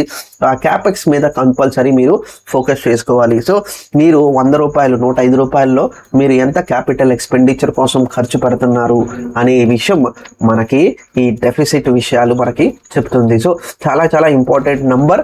సో దీనికి కంట్రోల్ మెజర్మెంట్ అనేది ఈ పర్టికులర్ యాక్ట్ ద్వారా తీసుకొచ్చింది. సో ఫిస్కల్ రెస్పాన్సిబిలిటీ అనేది మనకి ఇక్కడ ఉంటుంది FRBM act. So FRBM act ప్రకారంగా గవర్నమెంట్ ఒక ఫిజికల్ డిసిప్లిన్ ఫాలో అవ్వాలి. ఆ రూల్స్ అనేది తీసుకొచ్చారు. సో ఆ రూల్స్ తేటం వల్ల ఏమేంటి, ఫస్ట్ కంట్రోల్ డెఫిసిట్. సో ఒక డెఫిసిట్ అనేది ఒక పర్సెంటేజ్ ఉంది, గవర్నమెంట్ ఉంది, నా ఇష్ట ప్రకారంగా నేను బయట నుంచి అప్పు తీసుకుంటా, నా డెఫిసిట్ని ఫుల్ఫిల్ చేస్తాను అనేది కాకుండా ఒక కంట్రోల్డ్ మెజర్గా మీరు వెళ్ళండి. రెవెన్యూస్ కరెక్ట్ వేగా తీసుకొని రండి అనేది చెక్ చేసుకోవాలి. డెట్ని కూడా రెడ్యూస్ చేయాలి.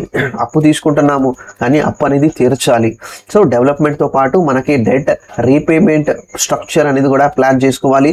Plus proper long term stability అనేది కూడా తీసుకొని రావాలి. సో ఇది ఫిజికల్గా ఈ ఫిజికల్ రెస్పాన్సిబిలిటీ కరెక్ట్గా అవ్వకపోతే దానివల్ల ఎకనామిక్ స్ట్రెస్ మనం చూస్తాము. సో ఇది స్ట్రెస్ ప్రతి ఒక్క సెగ్మెంట్ మీద చూడటం జరుగుతుంది, ప్రతి ఒక్క ఇండస్ట్రీ మీద ఇంపాక్ట్ అవుతుంది.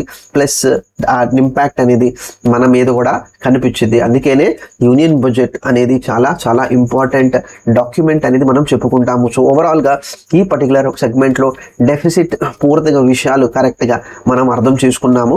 ఈ డెఫిసిట్ని మనం యాక్చువల్ నంబర్స్లో మనం ఎప్పుడు చూస్తాము అప్పుడు స్పష్టంగా మనకు అర్థం అవుతుంది ఏ విధంగా పర్టికులర్ గవర్నమెంట్ ఎక్కడ ఖర్చు పెడుతుంది, ఏ సెగ్మెంట్లో డబ్బు వెళ్తుంది అనే విషయం మనం ఈ డెఫిసిట్ తోటి ఎఫిషియన్సీ లెవెల్ అనేది మనకి తెలుస్తుంది. సో నెక్స్ట్ పార్ట్లో బడ్జెట్ ప్రాసెస్ అర్థం చేసుకుందాము. ఫైనాన్స్ బిల్ ఏంటి, అప్రోప్రియేషన్ బిల్ విషయాలు ఇక్కడ మనం కరెక్ట్గా అర్థం చేసుకుందాం ఫ్రెండ్స్. సో మన పార్ట్ 4 సో ప్రాసెస్. సో ఎప్పుడైనా యూనియన్ బిల్ గురించి మనం మాట్లాడుకుంటే అది ఒక ప్రొసీజరల్ ప్రాసెస్ తోటి వెళ్తుంది. సో పార్లమెంట్లో అప్రూవ్ అయితేనే గవర్నమెంట్ అనేది స్పీచ్ నుంచి స్పెండింగ్ ప్రాసెస్లో దిగొచ్చు. So first budget day. So budget డేలో జరిగే ప్రాసెస్ ఏంటంటే బడ్జెట్ డే రోజు ఫైనాన్స్ మినిస్టర్ బడ్జెట్ని ప్రజెంట్ చేయడం జరుగుతుంది. So Nirmala Sitharaman 9th time వరుసనే బడ్జెట్ ప్రజెంట్ చేయబోతుంది. సో అది లోక్సభలో జరిగింది. అది ఎక్కడ జరిగింది? లోక్సభలో. సో లోక్సభలో జరిగిన తర్వాత ఆ ప్రపోజల్స్ మీద డిస్కషన్ జరుగుతాయి, ఓటింగ్ జరుగుతుంది. ఓటింగ్ అనుకూలంగా ఉంటాయి, చాలా ఎక్కువ మంది ఓటింగ్ పాజిటివ్ సైడ్లో ఉంటే అది అప్రూవ్ అవుతుంది. అందుకనే చాలా ఎన్నికల్లో మనం ఏం చూస్తాము, మెజారిటీ వచ్చిందా లేదా. సో ఆ మెజారిటీ రావడానికి కారణం ఏంటంటే ఒకవేళ మెజారిటీ ఉంటే ఇలాంటి ఈజీగా ఓటింగ్ అనేది పాజిటివ్గా ఉంటుంది. ఆ పాజిటివ్ ఓటింగ్ తర్వాత అప్రూవల్స్ అనేది తొందరగా అయిపోతూ ఉంటాయి. సో కొలీషన్ గవర్నమెంట్ ఉంటే ఓటింగ్స్ కొన్ని కరెక్ట్ పాజిటివ్ అవుతాయి, కొన్ని ఫేవర్గా ఉంటాయి, కొన్ని అన్ఫేవరబుల్గా ఉంటాయి. సో అప్రూవల్స్ వెంటనే రావు, డిసిషన్స్ మీదే టేబుల్ మీదే అన్ని విషయాలు జరుగుతూ ఉంటాయి. సో అది క్లియర్గా అర్థం చేసుకోవాలి. సో ఇక్కడ అర్థం చేసుకోవాల్సిన విషయం ఏంటంటే బడ్జెట్లో ఇచ్చింది ఒకటి స్పీచ్ మాత్రమే, అది యాక్చువల్గా జరిగిద్ది అనేది మనం చెప్పలేము. అది జస్ట్ బేసికలీ స్పెండింగ్ పవర్ ఇవ్వదు.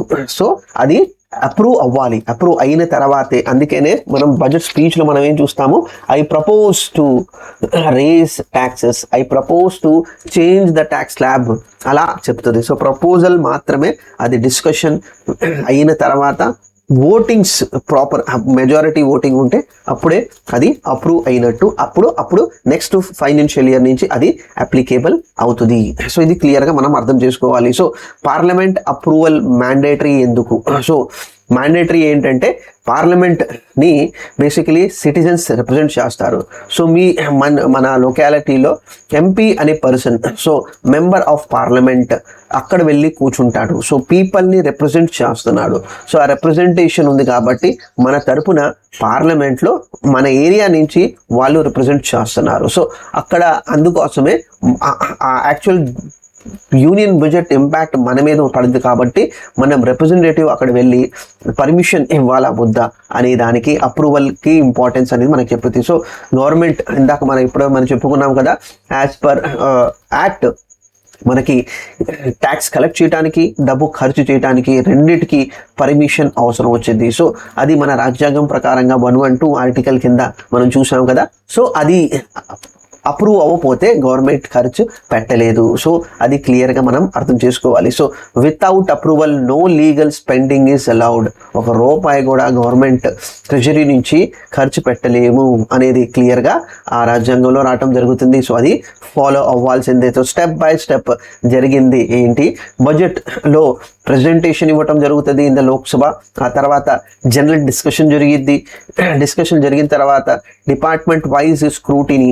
సో దీంట్లో దీంట్లో మంచి ఏంటి, దీంట్లో చెడు ఏంటి, దీనివల్ల ఇంపాక్ట్ ఏంటి అనే విషయాలు అక్కడ డిస్కస్ చేయడం జరుగుతుంది. So voting on demand for grant. So grants అనేది ఏంటంటే ఇక్కడ క్లారిటీ, కొన్ని స్టేట్స్కి గ్రాంట్ ఇవ్వటం జరుగుతుంది. పోయిన సంవత్సరం బేసికలీ ఏపీ అండ్ బీహార్ విషయాలకి చాలా క్లియర్గా ఎక్సెస్ అమౌంట్ అనేది ఇవ్వటం జరుగుతుంది. సో గ్రాంట్స్ అనేది స్టేట్స్కి అమౌంట్ ఇవ్వటం జరుగుతుంది. So central government, state governments కూడా అమౌంట్ ఇవ్వటం జరుగుతుంది. సో దాన్ని గ్రాంట్స్ కింద అమౌంట్ రిఫ్లెక్ట్ చేస్తారు.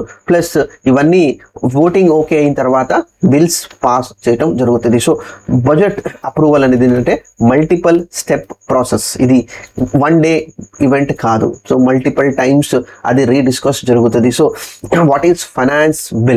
సో ఫైనాన్స్ బిల్ మనం చెప్పుకుంటుంటే అది ట్యాక్స్ ప్రపోజల్స్ ప్లస్ ఉన్న ట్యాక్సేషన్లో చేయాల్సిన మార్పులు అనేది ప్రపోజ్ చేయడం జరుగుతుంది.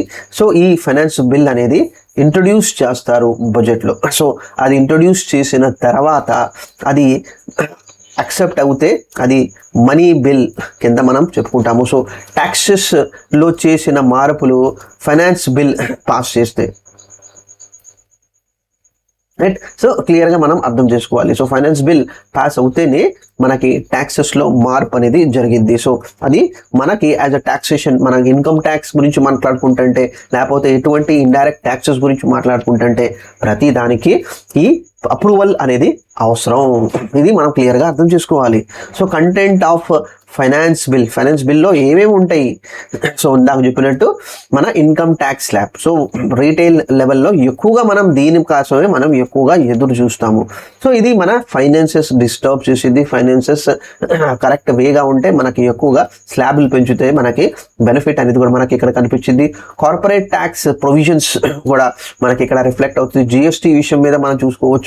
Customs, so taxes. సో మనం చెప్పుకున్నప్పుడు ఈ రెండు ట్యాక్సెస్ మనం డైరెక్ట్ ట్యాక్సెస్ మనం చెప్పుకున్నాము, ఈ రెండు మనం ఇండైరెక్ట్ ట్యాక్సెస్ అనేది మనం చెప్పుకున్నాము. సో ఈ రెండిటికి ఏదైనా చేయాల్సిన మార్పు అనేది ఏంటంటే bills, finance bills. So budget స్పీచ్లో ఇది క్లియర్గా అనౌన్స్ చేయడం జరుగుతుంది. So we propose to change this, we propose to increase the tax slabs, we propose to reduce the corporate taxes, GST. So ఇవన్నీ క్లియర్గా మనకి ప్రపోజల్ వస్తుంది. ఆ ప్రపోజల్ తర్వాత డిస్కషన్ అనేది జరిగింది. సో ప్లస్ ఫైనాన్స్ బిల్ ని మనీ బిల్ ఎందుకు అంటారంటే, so money bill characteristics. So ఇది ట్యాక్సేషన్ తోటి ముడిపడిద్ది. ప్లస్ ఆ ట్యాక్సేషన్ నుంచి వచ్చిన డబ్బు గవర్నమెంట్ ఎక్స్పెండిచర్ కింద జరిగిద్ది. సో ఇక్కడ క్లియర్గా మనం చెప్పుకోవచ్చు, లోక్సభలో ఫస్ట్ ఇంట్రొడ్యూస్ చేయడం జరుగుతుంది. ప్లస్ రాజ్యసభలో కూడా ఆ డిస్కషన్ జరగటం జరుగుతుంది. సో ఫస్ట్ లోక్సభలో పాస్ అవ్వాలి, ఆ తర్వాత రాజ్యసభలో పాస్ అవ్వాలి. సో ఆ ఫైనల్గా మనకి ప్రెసిడెంట్ దగ్గర ఆ బిల్ అనేది వెళ్తుంది. సో ఇక్కడ తెలుసుకునేది ఏంటంటే రాజ్యసభలో ఏ మనీ బిల్ బ్లాక్ చేయడానికి పర్మనెంట్లీ కుదరదు. సో లిమిటెడ్ బేసిస్ మీదే అది హోల్డ్ చేయొచ్చు. హోల్డ్ చేసిన తర్వాత మళ్ళీ రీడిస్కషన్ జరిగిద్ది లోక్సభలో, మళ్ళీ అది పంపించడం జరుగుతుంది. సో అది చాలా క్లియర్గా మనకు అర్థం చేసుకోవాలి. సో మనీ బిల్ ఇంపార్టెన్స్ మనం తెలుసుకోవచ్చు. సో ఇక్కడ appropriation bill. So appropriation bill గురించి మనం ముందుగానే చూసాం కదా. సో అథారిటీ ఏంటి? So withdrawal of money from the consolidated funds of India. So authority ఇచ్చింది గవర్నమెంట్కి. సో అప్రోప్రియేషన్ బిల్ అనేది ఏంటంటే గవర్నమెంట్కి మేము అథారైజ్ చేస్తున్నాము, ఓవరాల్ కన్సాలిడేటెడ్ ఫండ్స్ ఉంటాయి కదా, దాని నుంచి డబ్బు మీరు విత్డ్రా చేసుకోవచ్చు. పాస్ చేసిన తర్వాతనే మనకేంటంటే గ్రాంట్స్ కోసం కూడా అప్రూవల్ చేయొచ్చు. సో ఈ అప్రోప్రియేషన్ బిల్ లేకుండా గవర్నమెంట్ రూపాయి ఖర్చు చేయలేదు. సో ఇది క్లియర్గా మనం అర్థం చేసుకోవాలి. సో కన్సాలిడేషన్ ఫండ్ అంటే ఏంటి? సో ఇందాక ఒక స్టేట్మెంట్ వచ్చింది, కన్సాలిడేషన్ ఫండ్ నుంచి మీరు ఖర్చు చేయలేరు. సో గవర్నమెంట్ది ఒక అకౌంట్ ఉంటుంది. సో ఆ అకౌంట్లో టోటల్ రెవెన్యూస్ జమ అవుతాయి, ప్లస్ బారోయింగ్స్ అనేది జమ అవుతాయి. బయట నుంచి తెచ్చిన అప్పు డబ్బు తీసుకొచ్చి ఈ గవర్నమెంట్ అకౌంట్లో జమ అవుతాయి. సో ఆ డబ్బు నుంచి గవర్నమెంట్ ఎక్స్పెన్సెస్ ఖర్చు చేయడం మొదలు పెడుతుంది. సో అది క్లియర్గా మనం ఇక్కడ అర్థం చేసుకోవాలి. సో ఆ పార్లమెంట్ అప్రూవల్ వస్తేనే రెవెన్యూ ప్లస్ ఎక్స్పెన్సెస్ రెండింటిని యూటిలైజ్ చేసే ప్రాసెసెస్ మనం ఇక్కడ ఈ పర్టికులర్ పార్ట్లో మనం చూస్తున్నాము. సో అప్రూవల్ ప్రతి దానికి అవసరం. సో కంటింజెన్సీ ఫండ్స్ అనేది ఇంపార్టెంట్ మనకి. సో కంటింజెన్సీ ఫండ్స్ మనకి ఏంటంటే ఎమర్జెన్సీ రిక్వైర్మెంట్ కోసం డబ్బులు తీసుకుంటున్నాము, బట్ ఆ డబ్బుని బేసికలీ కంట్రోల్ చేసేది president of India, right. So దీన్ని మనం టెంపరీ అడ్వాన్సెస్. సో డబ్బు అవసరం వచ్చింది, అప్రూవల్ తీసుకోలేదు, పార్లమెంట్లో అప్రూవల్ తీసుకోలేదు. సో అలాంటి సిచ్యువేషన్లో ఎమర్జెన్సీ ఎక్స్పెండిచర్ కింద ప్రెసిడెంట్ దగ్గర నుంచి పర్మిషన్ తీసుకున్న తర్వాత ప్రెసిడెంట్కి కరెక్ట్గా అనిపించాలి. సో ఆ సిచ్యువేషన్లో కొద్దిగా పర్సెంటేజ్ కొన్ని అమౌంట్ డబ్బు అవసరం తీసుకొని యూటిలైజ్ చేసుకొని ప్లస్ లేటర్ ఆ డబ్బు అనేది రియంబర్స్మెంట్ చేసేసేయాలి government to the consolidated fund. So ఇక్కడ ఈ పర్టికులర్ పార్ట్లో మనం చూసుకున్న విషయం ఏంటంటే గవర్నమెంట్ ఏదైనా చేస్తుంటే డెఫినెట్లీ ఒక ప్రాసెస్ తోటి జరిగిద్ది, అది పార్లమెంటరీ ప్రాసెస్ తోటి జరిగిద్ది. సో పార్లమెంట్లో ఆ సిట్టింగ్ అంటాము, ఆ సిట్టింగ్ కన్క్లూజన్ అనేది రావాలి. కన్క్లూజన్ రాలేదు అంటే ఏది బిల్స్ పాస్ అవ్వవు. సో అందుకనే ఆ పార్లమెంట్ విషయం మనకి చాలా ఇంపార్టెంట్ అనేది మనం చెప్పుకుంటాము. So what is public account? So public account అనేది ఏంటంటే funds held by government on behalf of others. So ఇక్కడ ప్రావిడెంట్ ఫండ్, సేవింగ్ అనుకోవచ్చు, small savings plus deposits. So ఈ పబ్లిక్ ఫండ్ అనేది క్లియర్గా పోస్టల్ స్కీమ్స్ను మనం ఇది చూస్తాము. సో పోస్టల్ స్కీమ్స్ డబ్బు యూటిలైజ్ చేయడానికి పార్లమెంట్ అప్రూవల్ అవసరం లేదు. సో మనం పోస్ట్ ఆఫీస్లో ఇన్వెస్ట్మెంట్ చేస్తుంటే దాని ఇంట్రెస్ట్ అనేది గవర్నమెంట్ పే చేస్తుంది, దాని డబ్బు కూడా గవర్నమెంట్ యూజ్ చేసుకుంటుంది దాని రిక్వైర్మెంట్ ప్రకారంగా. సో ఇక్కడ ఇంట్రెస్ట్ రేట్స్ అనేది ప్రతిసారి డిసైడ్ ఎవరు చేస్తున్నారు? ఫైనాన్స్ మినిస్టర్ నుంచి ఆ ఇంట్రెస్ట్ రేట్స్ అనేది బేసికలీ మనకి తెలుస్తూ ఉంటుంది. సో క్వార్టర్లీ, అందుకనే క్వార్టర్లీ బేసిస్ మీద రేట్ ఆఫ్ ఇంట్రెస్ట్ అనేది వీటిలో మార్పు అనేది మనం చూసుకుంటూ ఉంటాము. So as a retail public మనకి తెలియాలి postal schemes, PF deposit schemes post ఆఫీస్లో మనకి ఏదన్నా ఉంటే ఆ డబ్బు డైరెక్ట్లీ గవర్నమెంట్ యూస్ చేసుకుంటుంది without any approval. Interest rates కూడా గవర్నమెంటే మనకి on a time to day basis మీద మనకి యాడ్ అవుతుంది. సో అది క్లియర్గా అర్థం చేసుకోవాలి. So vote on demand far grants. So పార్లమెంట్లో ఆ గ్రాంట్ అప్రూవల్ అనేది రావాలి. సో ఇందాక చెప్పాను కదా, సో ఆ గ్రాంట్స్ అనేది మనం స్టేట్ గవర్నమెంట్స్కి మనం పాస్ ఆన్ చేస్తున్నాము. సో మినిస్టర్స్ అనేది ఎవరికి వాళ్ళ ఏరియా కోసం గ్రాంట్స్ అడుగుతూ ఉంటారు. సో మన లొకాలిటీ ఉన్న ప్రైమ్ మినిస్టర్ అనేది పార్లమెంట్కి వెళ్ళి మా లొకాలిటీ కోసం నాకు ఎంత ఫండ్స్ అవసరం వచ్చింది. సో మనం ఇక్కడ Amaravati as a capital build చేయాలనుకుంటున్నాం ఆంధ్రాలో. సో దానికోసం డబ్బు బాగా అవసరం వచ్చింది. సో అది కొంతవరకు మనకి పార్లమెంట్ సపోర్ట్ ఇచ్చింది. కొంత మనకేంటంటే ఏపీ బాండ్స్ మార్కెట్లో మనం చూస్తాము, ప్లస్ కొద్దిగా ఎఫ్డిఐస్. సో కలెక్టివ్గా ఆ డబ్బు వస్తేనే మన ఏపీ డెవలప్మెంట్ అనేది మనకి తొందరగా మొదలవుతుంది. ఇది ఫండ్స్ రాకపోతే మనకు ఆ డెవలప్మెంట్ అనేది కనిపించదు, రైట్. సో ఈ గ్రాంట్స్ వచ్చే ముందు ఫస్ట్ డిస్కషన్ జరిగింది, ప్లస్ అప్రూవల్స్ చూస్తాము, ప్లస్ దాంట్లో ఏదైనా మోడిఫికేషన్ జరిగితే అప్పుడే జరుగుతుంది. సో యాక్చువల్ స్పెండింగ్ పర్మిషన్ మనం ఇక్కడ తెలుసుకోవచ్చు. సో ఇది మనకి గ్రాంట్స్ విషయంలో కూడా పర్మిషన్ అనేది పార్లమెంట్ ద్వారా అందరూ ఒప్పుకుంటేనే అది పాస్ అవుతుంది. సో అది కూడా చాలా ఇంపార్టెంట్ విషయం మనం ఇక్కడ చెప్పుకుంటున్నాము. So cut motions parliament control. So ఇది మీరు అనుకున్న దానికి మీరు వెళ్ళటానికి కుదరదు అనేది అపోజిషన్ యూజ్ చేస్తారు. సో మీరు ప్రపోజ్ చేసిన ఎక్స్పెన్సెస్ అనేది తగ్గించుకోవాలి. సో పాలసీ ఇష్యూస్ అనేది ఏదైనా రేస్ చేసుకోవాలంటే ఆపోజిషన్ పార్టీ స్ట్రాంగ్ ఉండాలి. అందుకనే ఎప్పుడైనా ప్రభుత్వం గురించి మనం మాట్లాడుకుంటే రూలింగ్ గవర్నమెంట్ ఎంత స్ట్రాంగ్ ఉంటుంది అంత అదే స్ట్రాంగ్ మనకి ఆపోజిషన్ పార్టీ. సో ఆపోజిషన్ వాళ్ళు ఏ విధంగా ఆ పర్టికులర్ పాయింట్స్ని రేస్ చేస్తారు, సో ఆ పాయింట్ బేసిస్ మీద బడ్జెట్ అకౌంటబిలిటీ అనేది ప్రతి ఒక్క చిన్న అకౌంటబిలిటీ అనేది మనకి కనిపించాలి, రిఫ్లెక్ట్ అవ్వాలి. సో ఆ రిఫ్లెక్షన్ మనకి బడ్జెట్ ద్వారా ఆ ప్రొసీజర్ పార్లమెంట్ ప్రొసీజర్ తోటి ఈ కట్ మోషన్స్ అనేది మనకి ఇక్కడ తెలుస్తుంది. ఆపోజిషన్ రోల్ కూడా మనకి చాలా చాలా ఉంటుంది. So what if budget is not passed? So budget pass అయిపోతే ఏమవుతుంది? సో కాన్సిక్వెన్సెస్, ఫస్ట్ గవర్నమెంట్ ఖర్చు చేయలేదు, అడ్మినిస్ట్రేషన్ అనేది ఒక హాల్ట్లో వచ్చేసింది. Vote on account may be used temporarily, అంటే బడ్జెట్ పాస్ అవ్వలా కానీ గవర్నమెంట్ నడవాలి, జీతాలు ఇవ్వాలి, వేరే ఎక్స్పెన్సెస్ వస్తూ ఉంటాయి. సో దానికోసం ఓట్ ఆన్ అకౌంట్ ప్రకారంగా డబ్బులు తీసుకోవటం జరుగుతుంది. ఆ డబ్బు తీసుకున్న తర్వాత దానికోసం గవర్నమెంట్ అంటే రూలింగ్ గవర్నమెంట్ ఏం చెప్తారు, ఈ సిచ్యువేషన్ వస్తే ఎలాగో బడ్జెట్ పాస్ అవ్వలేదు, బడ్జెట్ పాస్ అయిందాక మాకు కొద్దిగా ఫండ్స్ అవసరం వస్తుంది ఫర్ యాక్టివిటీస్, సో దానికోసం మాకు పర్మిషన్ ఇవ్వండి అనేది చెప్పుకుంటా ఓట్ ఆన్ అకౌంట్ బేసిస్ మీద ఫండ్స్ అనేది యూజ్ చేసుకోవాలి అనే బాధ్యతకు వెళ్తారు. సో బడ్జెట్ రిజెక్షన్ అనేది ఏంటంటే loss of confidence in government. So బడ్జెట్ని రిజెక్షన్ జరుగుతుందంటే మీరు చేసిన ప్రాసెస్ కరెక్ట్ కాదు, ఆ కాన్ఫిడెన్స్ మా లేదు అనేది అందరూ ఎంపీస్ ద్వారా అది తెలియపరుస్తున్నారు. అది కరెక్ట్ కాదు, చాలా ప్రాబ్లమాటిక్ అనేది మనం చెప్పుకోవచ్చు. సో టైమ్ లైన్స్ క్లియర్గా మనకి ఇక్కడ చూసుకోవాలి. బడ్జెట్ స్పీచ్, సో డిస్కషన్ అనేది ఏంటంటే ఫిబ్రవరి మార్చ్లో జరిగింది, బిల్స్ మార్చ్ లోపల పాస్ అయిపోవాలి, ఇంప్లిమెంటేషన్ 1 ఏప్రిల్ నుంచి జరుగుతుంది. సో బడ్జెట్లో చెప్పింది నెక్స్ట్ ఫైనాన్షియల్ ఇయర్లో ఎఫెక్ట్ అయిపోవాలి.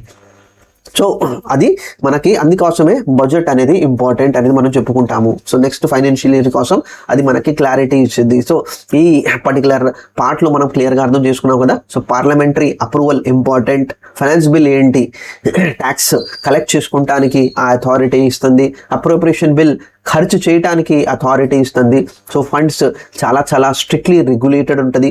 సో ప్రతి ఒక్క రూపాయి అనేది మనకి క్లారిటీ తోటి మనకి ఇక్కడ రిఫ్లెక్ట్ అవుతుంది. సో ఈ పార్ట్లో చాలా క్లియర్గా మనం అర్థం చేసుకున్నాము. సో ఇప్పుడు దాకా చూసుకున్న ప్రతి ఒక్క పార్ట్ ఏదో విధంగా మనకి బడ్జెట్ గురించి కనెక్షన్ అనేది మనకు చెప్తుంది. ఇప్పుడు union budget economy plus market plus మన రీటైల్ కామన్ పర్సన్కి ఎంత ఇంపాక్ట్ చేసింది అనే విషయం మనం ఈ 5th పార్ట్లో చూడబోతున్నాము. సో ఫస్ట్ ఎకనామిక్ ఇంపాక్ట్ అందరి మీద ఎలా ఉంటుంది, సో అందుకోసమే బడ్జెట్ మీద అంత క్లియర్గా మనం ఆ విషయం అనేది అర్థం చేసుకోవాలి. రైట్, ఒక అకౌంటింగ్ నంబర్ కాదు ఫ్రెండ్స్. సో దీంట్లో గుర్తుంచుకోవాల్సిన విషయం ఏంటంటే గవర్నమెంట్ చేసే ప్రాసెస్ వెనకాల మనం తెలుసుకోవాల్సింది ఏంటంటే గ్రోత్ని మీద ఫోకస్ చేస్తున్నారు, ఇన్ఫ్లేషన్ని కంట్రోల్ చేస్తున్నారు. మనకి ఇది చాలా చాలా ఇంపార్టెంట్. ఎంప్లాయ్మెంట్ గురించి మాట్లాడుకుంటున్నాము, ప్లస్ ప్రయారిటీ సెక్టర్. సో మనం యాజ్ అ ఇండివిజువల్ జాబ్స్ కోసం మనం చూస్తుంటే ఈ జాబ్స్ కోసం ఇక్కడ ఎక్స్పెండిచర్ ఏ విధంగా ఖర్చు పెడుతున్నారు, ఎంప్లాయ్మెంట్ మనకి ఏ విధంగా పెరుగుతుంది, ప్లస్ ప్రయారిటీ సెక్టర్స్ దీంట్లో ఏ పర్టికులర్ ఇండస్ట్రీకి ఎక్కువగా అమౌంట్ స్పెండ్ చేస్తున్నారు అనేది మనకి ఇంపార్టెంట్. సో డిఫెన్స్ మనం లాస్ట్ బడ్జెట్లో చూసాము, చాలా చాలా ఎక్కువగా ఖర్చు పెట్టడం జరుగుతుంది. ఫిషరీస్, ఫార్మర్స్, సో అగ్రికల్చరల్ సెగ్మెంట్లో కూడా కంటిన్యూస్లీ అమౌంట్ అనేది ఇవ్వటం జరుగుతుంది. సో రైల్వేస్కి డబ్బులు అలాట్ చేయడం జరుగుతుంది. సో డీటెయిల్ తర్వాత మనం అనలైజ్ చేద్దాము. బట్ ఓవరాల్గా ఇక్కడ అర్థం చేసుకోవాల్సింది ఏంటంటే ఈ 2 సెగ్మెంట్ మనకి చాలా చాలా డైరెక్ట్లీ ఇంపాక్ట్ అవుతుంది. సో ఈ రెండింటి మీద మీరు ఫోకస్ చేయాలి. సో చాలామంది అరే బడ్జెట్లో ట్యాక్స్ తగ్గించలేదుగా నాకేం అవసరం కాదు ఫ్రెండ్స్, ఈ 2 సెగ్మెంట్ మీద ఫోకస్ చేసుకుంటే మీ కెరియర్ అనేది కూడా కరెక్ట్ క్లారిటీ తోటి మీరు ప్లాన్ చేసుకోవచ్చు. ప్లస్ ఇది ఒక ఇన్వెస్ట్మెంట్ ఆపర్చునిటీ కూడా మనకి చూపించింది. సో ఏ సెక్టర్స్, సో ఆ సెక్టర్ మీద ఫర్దర్ కాస్ట్ డైవర్ట్ అవుతుంది, బిజినెస్ వచ్చింది, దాని తర్వాత మనకి చిన్న చిన్నగా లైసెన్సెస్ వస్తూ ఉంటాయి. సో చిన్న చిన్నగా చాలా చాలా చాలా ఇన్వెస్ట్మెంట్ ఐడియాస్ మనకి ప్రయారిటీ సెక్టర్ చూస్తే మనకి తెలిసింది. సో బడ్జెట్ అనేది ఎకనామిక్ యాక్టివిటీస్ని మళ్ళీ రన్ చేసే ప్రాసెస్ అనేది మనం లాస్ట్గా చెప్పుకోవచ్చు. సో బడ్జెట్ ఇంకా ఎకనామిక్ గ్రోత్ చాలా చాలా క్లియర్గా మనం ప్లాన్ డిసైడ్ చేసుకోవచ్చు.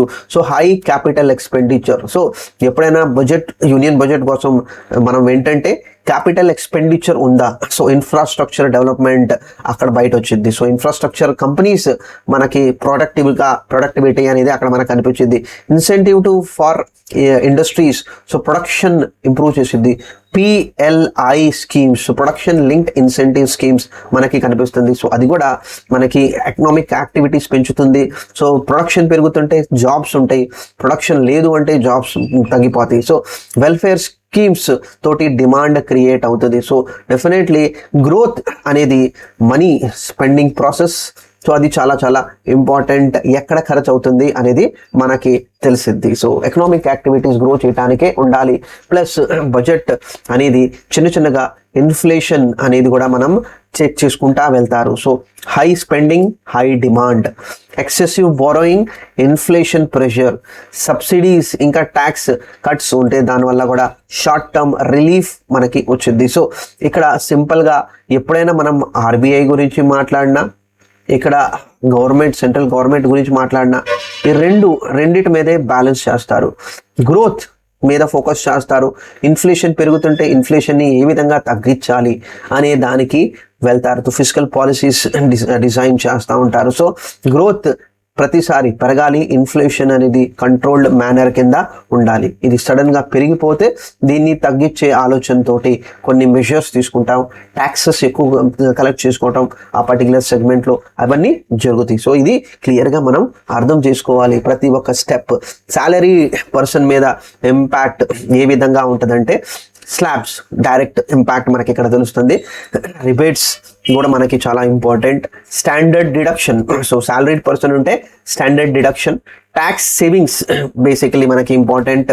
ప్లస్ వేరియస్ అలౌన్సెస్ కూడా మనకి చేంజెస్ ఉంటే మనకి ఉంటుంది. సో ట్యాక్స్ రిలీఫ్ వల్ల మనకి డిస్పోజల్ ఇన్కమ్ పెరిగిద్ది. సో మనకి ఏంటంటే ప్రతిసారి వచ్చిన ఇన్కమ్ మొత్తం ట్యాక్స్కి వెళ్లకుండా మనం ఖర్చు పెట్టుకుంటానికి డబ్బు ఉంటుంది. ప్లస్ మనం ఇన్వెస్ట్మెంట్ చేసుకుంటానికి కూడా మనకి డబ్బు అనేది మిగిలిద్ది. సో మినిమం 12 lakhs ఇప్పుడు ఉన్న సిచ్యువేషన్లో 12 lakhs దాకా మనకి ఎటువంటి ట్యాక్స్ పే చేయాల్సిన అవసరం లేదు. సో స్లాబ్స్ అనేది చాలా చాలా ఎక్కువగా పెంచేయటం మనం చూసాము. సో ఇది డైరెక్ట్లీ ఇంపాక్ట్ అయిపోతుంది. సో సాలరీడ్ పర్సన్ ఇది చూసుకుంటా వదిలేస్తాడు కాదు, దీంతో పాటు ఇండైరెక్ట్లీ నా మీద ఇంపాక్ట్ అవుతుంది అనే విషయాలు కూడా మనం ఫోకస్ చేసుకోవాలి. ఇన్వెస్ట్మెంట్ ఎక్కడ చేయాలి అనేది కూడా మనం ఫోకస్ చేసుకోవాలి. So middle class families direct impact మనం చెప్పుకుంటున్నాం కదా. సో ఈ ఒక స్టెప్ తీసుకోవటం వల్ల పెట్రోల్ రేట్స్, డీజిల్ రేట్స్ పెరగకూడదు, ఎల్పిజి రేట్స్ కూడా పెరగకూడదు. సో పెట్రోల్ డీజిల్ రేట్ పెరుగుతుంటే ఆటోమేటిక్లీ అన్ని ట్రాన్స్పోర్టేషన్ జరిగిన అన్ని కమోడిటీ కాస్ట్ పెరుగుతుంది. సో అది మంచిది కాదు. ఎడ్యుకేషన్ ఇంకా హెల్త్ కేర్ మీద కూడా ఇంపాక్ట్ అవ్వాలి. డైరెక్ట్ ఇంపాక్ట్ ఇక్కడ ఎడ్యుకేషన్ ఇంకా హెల్త్ కేర్ చాలా ఇంపార్టెంట్. సో దీని మీద ఎంత ఖర్చు పెడుతున్నారు, గవర్నమెంట్ వాళ్ళు ఒకళ్ళే వస్తున్నారా లేకపోతే ప్రైవేట్ పార్ట్నర్షిప్ తోటి ముందుకు వస్తున్నారా అనేది డైరెక్ట్ ఇంపాక్ట్ మనం చూస్తున్నాము. Housing incentives, so home loan తీసుకుంటున్నాము, హోమ్ లోన్ తీసుకుంటే దానివల్ల నాకు ఇంపాక్ట్, నాకు ఎంతవరకు మనకు రిలీఫ్ ఇస్తున్నారు. ప్లస్ ఇన్ఫ్లేషన్ కంట్రోల్ మెజర్స్ అనేది క్లియర్గా మనకి బడ్జెట్లో తెలిసిద్ది. సో ఇవి ఇండైరెక్ట్లీ ఆర్ డైరెక్ట్లీ మనకి ఎక్కడ ఇంపాక్ట్ అవుతుందంటే మన monthly house hold budget impact అవుతుంది. సో ఇది ఒక 5% పెరిగినా కూడా మన ఖర్చులు 5% పెరుగుతున్నాయి. 5% పెరుగుతుంటే ఇండైరెక్ట్లీ అంటే ఎక్స్పెన్సెస్ బర్డన్ పెరుగుతుంటే అంటున్నా. బర్డన్ పెరిగింది అనుకోండి మన సేవింగ్స్ అనేది పర్సంటేజ్ తగ్గిపోతుంది. సో ఇది క్లియర్గా మనకు ఆ విషయం అనేది అర్థం చేసుకోవాలి. అందుకనే ఈ డాక్యుమెంట్ అనేది ఇంపార్టెంట్. వ్యాపారం చేసుకుంటుంటే వ్యాపారం కోసం చేయాల్సినది కార్పొరేట్ ట్యాక్సెస్లో మార్పు, దీంట్లో చిన్న కంపెనీస్ ఎంటర్ప్రైజెస్కి ఇన్సెంటివ్ ఇస్తున్నారా, credit support plus guarantee without basically కొన్ని మీకు వితౌట్ ఎనీ ఇష్యూస్ 50 lakhs దాకా లోన్ ఇస్తారు, 20 crores దాకా లోన్ ఇస్తారు. సో నంబర్స్ అలా ఇష్యూ చేస్తారు. సో మనం ఆ నంబర్స్ దాకా ఎక్స్పోజర్ తీసుకొని మనం బిజినెస్ అనేది రన్ చేసుకోవచ్చు. లయబిలిటీస్ బేసికలీ ఎటువంటి గ్యారంటీ లేకుండా మేము మీకు క్రెడిట్ ఇస్తాము అనేది ఎంఎస్ఎంఈస్కి చెప్పడం జరుగుతుంది. సో ఇది 2020లో స్టార్ట్ చేశారు. సో దాని ఇంపాక్ట్ అనేది ఉంటుంది. ఎందుకంటే సింపుల్గా ఇక్కడ అర్థం చేసుకోవాలి, ఈ సెగ్మెంట్ 50 నుంచి 55% ఎంప్లాయ్మెంట్ ఇచ్చింది. సో దీని మీద ఫోకస్ అనేది కంపల్సరీ గవర్నమెంట్ చేయాలి. So plus compliances, so rules and regulation simplify చేయాలి. సో ఇవన్నీ లేదు అంటే బిజినెస్ ఎన్విరాన్మెంట్ డిస్టర్బ్ అవుతుంది. సో ఏ విధంగా గవర్నమెంట్ బిజినెస్ ఎన్విరాన్మెంట్ని చూసుకుంటున్నారు అనేది కూడా డైరెక్ట్ ఇంపాక్ట్ కనిపించింది to the business people. So ఇది చాలా చాలా ఇంపార్టెంట్. ఫార్మర్స్ చాలా ఇంపార్టెంట్ అనుకోవచ్చు. సో అగ్రికల్చరల్ ఇవాళ కూడా దగ్గర మనకి 40% దాకా ఇప్పుడు కూడా ఫార్మర్స్ అనేది చాలా చాలా ఎక్కువగా డిపెండ్ అవుతున్నారు. వీళ్ళు ఏ విధంగా ఎక్స్పెక్ట్ చేస్తారంటే మినిమం సపోర్ట్ ప్రైస్. సో ఆ పంట వచ్చిన తర్వాత కనీసం మాకు ఆ పంట మీద మినిమం మేము మార్కెట్కి వచ్చినప్పుడు మాకు మినిమం ఇంత వచ్చేలాగా మాకు సపోర్ట్ ఇవ్వండి, ఫర్టిలైజర్స్ ఇంకా ఫుడ్ సబ్సిడీస్ ఇవ్వాలి, ప్లస్ రూరల్ ఎంప్లాయ్మెంట్ స్కీమ్స్ అనేది రన్ చేయాలి. సో ఇక్కడ మినిమం 125 డే లేబర్ అమౌంట్ అనేది మనకి కొన్ని స్కీమ్స్ ప్రకారం మనం చూస్తాము. సో ఇరిగేషన్ ప్రాపర్గా ఉండాలి. వాన పడినప్పుడు మనకి ఇరిగేషన్ ఫెసిలిటీస్, మనకి ఇన్ఫ్రాస్ట్రక్చర్ ఉందా? So agricultural infrastructure, irrigation facilities expect చేస్తారు. వాన పడితే నా పంట వచ్చింది, వాన పడపోతే నాకు ఒక ఇరిగేషన్ స్ట్రక్చర్ అనేది లేదు. సో ఇవన్నీ ప్రాబ్లం ఫేస్ చేస్తాయి. సో ఇవన్నీ కమోడిటీ ప్రైజెస్ పెరుగుతుంది. సో అగ్రికల్చర్ కమోడిటీ ప్రైస్ పెరుగుతుంటే నాకేంటి అనుకుంటే కష్టం ఫ్రెండ్స్. మనం తింటేనే మనం ముందుకెళ్తాము, తినపోతే మనం భోజనం ప్రతిరోజు చేయాల్సిందే. సో అవన్నీ విషయాలు కూడా చాలా క్లియర్గా మనకు అర్థం చేసుకోవాలి. సో రూరల్ డిమాండ్ పెరుగుతుంది. సో కన్జంప్షన్ రూరల్ యాక్టివిటీస్లో పెరిగింది. సో తెలిసినప్పుడు సో రూరల్ యాక్టివిటీస్ పెరుగుతుంటే డెఫినెట్లీ డిమాండ్ క్రియేట్ అవుతుంది. ఆ డిమాండ్ వల్ల వేరే FMCG వేరే కంపెనీస్కి డిమాండ్ పెరుగుతుంది, ఆ ప్రొడక్టివిటీ పెరుగుతుంటే కొత్త జాబ్స్ వస్తుంది. సో రూరల్ సైడ్ నుంచి కూడా డిమాండ్ రావడం చాలా చాలా ఇంపార్టెంట్ అనేది మనం చెప్పుకోవచ్చు. సో ఎప్పుడైనా బడ్జెట్ కింద మనం వస్తుంటే జాబ్ క్రియేషన్ ఏ విధంగా మనకి కనిపించింది, infrastructure projects, manufacturing incentive, startup ఇంకా skill programmes, plus service sector ని ఎక్స్పాన్షన్, ఇవన్నీ జాబ్ క్రియేషన్ చేస్తాయి. సో బడ్జెట్లో మీరు చూడాల్సింది ఈ నాలుగిట్లో నేను ఎక్కడున్నాను, నాకు ఏ విధంగా ఇంప్రూవ్మెంట్ వచ్చింది. సో మైనర్ స్కిల్స్ ప్రోగ్రామ్ అనేది ఏంటంటే స్టార్టప్స్ కోసం స్కిల్ ప్రోగ్రామ్స్ మార్కెట్లో మనకి గవర్నమెంట్ కొన్ని ప్రొసీజర్స్ ఫాలో అవుతున్నారు. అది మీరు స్కిల్ డెవలప్ చేసుకుంటున్నారా? సో అవన్నీ మీరు ఫాలో అప్ చేసుకుంటా మీరు వెళ్ళాలి. సో ఎంప్లాయ్మెంట్ జనరేషన్ కూడా చాలా చాలా ఇంపార్టెంట్. సో ఎప్పుడైనా బడ్జెట్ గురించి మనం మాట్లాడుకుంటుంటే ఎంప్లాయబిలిటీ, సో ఇండియాలో అన్ఆర్గనైజ్డ్ సెక్టర్, ఆర్గనైజ్డ్ మనం చూస్తాము, ప్లస్ అన్ఆర్గనైజ్డ్ మనం చూస్తాము. సో రెండింటికి బ్యాలెన్స్ చేయాలి. సో ఏదైనా బడ్జెట్ గురించి మనం మాట్లాడుకుంటుంటే దీని గురించి కూడా ఎంత ఎక్కువగా ఫోకస్ చేస్తున్నారు, దీనికి ఒక ఫైనాన్షియల్ ఇంప్రూవ్మెంట్ ఏ విధంగా చేస్తుంది గవర్నమెంట్ అనేది చాలా చాలా ఇంపార్టెంట్. ఈ సెగ్మెంట్ని ఇగ్నోర్ చేస్తే చాలా చాలా కష్టం. దీని ఒక్కరి వరకే మనం చూసుకుంటా వెళ్తే, ఎందుకంటే మేజర్ ఎంప్లాయబిలిటీ అని ఆర్గనైజ్ స్ట్రక్చర్ అంటే టీ అమ్మేవాడు, మనకి రోడ్ మీద మనం చూస్తాం కదా. సో అవన్నీ వాళ్ళు చేసేది మొత్తం అన్ఆర్గనైజ్డ్ సెగ్మెంట్ అనేది మనం ఇక్కడ చెప్పుకుంటాం. వాళ్ళకి ఏ విధంగా ఫైనాన్షియల్ సపోర్ట్ అనేది క్రియేట్ చేస్తున్నారు బడ్జెట్ వాళ్ళు, అది మనం తెలుసుకుంటాము. సో డెఫినెట్లీ మార్కెట్స్ అయితే నేను మీకు కొన్ని విషయాలు ముందే చెప్పాను. సో ఈక్విటీ మార్కెట్ బడ్జెట్ రోజు ఈసారి సండే ఉంది కాబట్టి మనకి ప్రాబ్లం లేదు, కానీ బడ్జెట్ రోజు వాలటిలిటీ అయితే ఖచ్చితంగా మనం చూస్తాము. ఫోకస్ ఏరియా మనం చూడాల్సింది ఏంటంటే స్టాక్ మార్కెట్లో మీరు first physical deficit number check చేసుకోవాలి. క్యాపిటల్ ఎక్స్పెండిచర్, ఖర్చు ఎక్కడ పెడుతున్నారు, ఏ సెగ్మెంట్లో ఖర్చు పెడుతున్నారు, ఆ సెగ్మెంట్ మీద మనం ఫోకస్ చేయాలి. Sector wise announcement, so specifically ఈ సెక్టర్ కోసం మేము ఎంత ఖర్చు పెడుతున్నాము, ఈ సెక్టర్ కోసం ఎంత ఖర్చు పెడుతున్నాము, ఈ సెక్టర్ కోసం మనం ఖర్చు పెడుతున్నాము. సో ఇది చాలా క్లియర్గా మనం అర్థం చేసుకోవాలి. సో ఈ ఖర్చు ఎంతవరకు మనకి గ్రోత్ తీసుకొచ్చింది అని విషయం మనం అర్థం చేసుకోవాలి.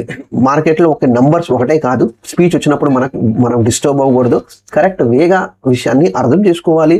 అర్థం చేసుకున్న తర్వాత రియాక్ట్ అవ్వాలి అనేది మనం చెప్తాము మార్కెట్ విషయం మీద. సో సెక్టరల్స్ పాయింట్ ఆఫ్ వ్యూ తోటి మనం క్లియర్గా అర్థం చేసుకోవాలి. సో సెక్టర్ ఏ విధంగా మనం చేస్తున్నాము. సో ఏదైనా న్యూస్ వచ్చినప్పుడు ఆ పర్టికులర్ న్యూస్ వల్ల ఇన్ఫ్రాస్ట్రక్చర్ మీద పాజిటివిటీ ఉందా, డిఫెన్స్ మీద పాజిటివ్ ఉందా, రైల్వేస్ పాజిటివ్ ఉందా, క్యాపిటల్ గుడ్స్ మీద పాజిటివ్ ఉందా. సో ఇన్ఫ్రాస్ట్రక్చర్ అనేది ఏంటంటే వీఆర్ అంటే going to spend so and so much amount on railways అన్నారు.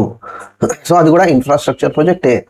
డిఫెన్స్ కోసం మేము ఎంత ఖర్చు పెడుతున్నాము, సో రైల్వేస్ సో ప్రతి దానికి స్పెసిఫై చేస్తారు. సో నెగిటివ్ ఆర్ న్యూట్రల్ అనేది ఏంటంటే ట్యాక్స్ ఏదైనా దాంట్లో పెడుతుంటే మనం ఎక్కువగా టొబాకో చూస్తాము,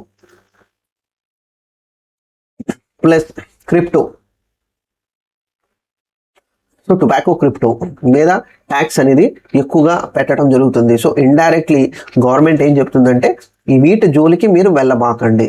ఎంత తక్కువ వెళ్తే అంత మంచిది. మీరు వెళ్ళాలనుకుంటే ఆ ట్యాక్స్ ఖచ్చితంగా మీరు పే చేయాల్సిందే. సో అది చాలా చాలా important. Plus regulatory industries grow అవడానికి చాలా చాలా కన్స్ట్రెయిన్స్ ఉంటాయి, ఫాస్ట్గా గ్రో అవ్వలేరు. సో రెగ్యులేటెడ్ ఇండస్ట్రీ వల్ల కూడా ప్రాబ్లం ఉంటుంది. సో మనం బడ్జెట్లో వెతకాల్సింది ఏంటంటే ఫ్యూచర్ మా గవర్నమెంట్ ఏ విధంగా ఆలోచిస్తుంది, ఈ సెక్టర్ని ఇంప్రూవ్ చేసుకోవాలనుకుంటుంది. సో ఆ విషయాన్ని మనం క్యాచ్ చేయాలి.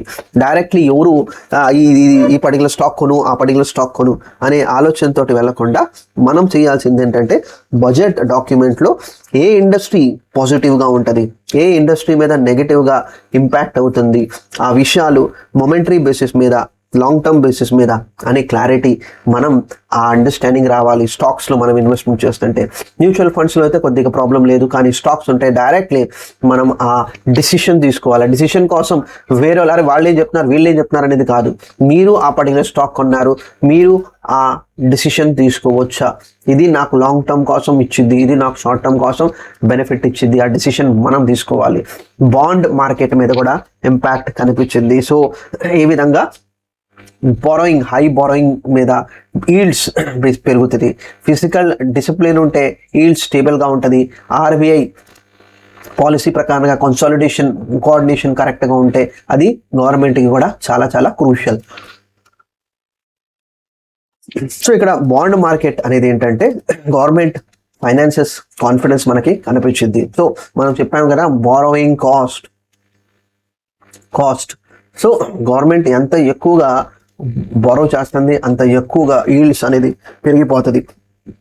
సో అది ఇండైరెక్ట్లీ ఇంట్రెస్ట్ రేట్స్ మార్కెట్లో పెరుగుతున్నాయి. సో ఇంట్రెస్ట్ రేట్స్ మార్కెట్ పెరుగుతుంటే మీ హోమ్ లోన్ రేట్స్ పెరుగుతాయి, మీ పర్సనల్ లోన్ రేట్స్ పెరుగుతుంటాయి, మీరు వెహికల్ లోన్స్ పెరుగుతుంది.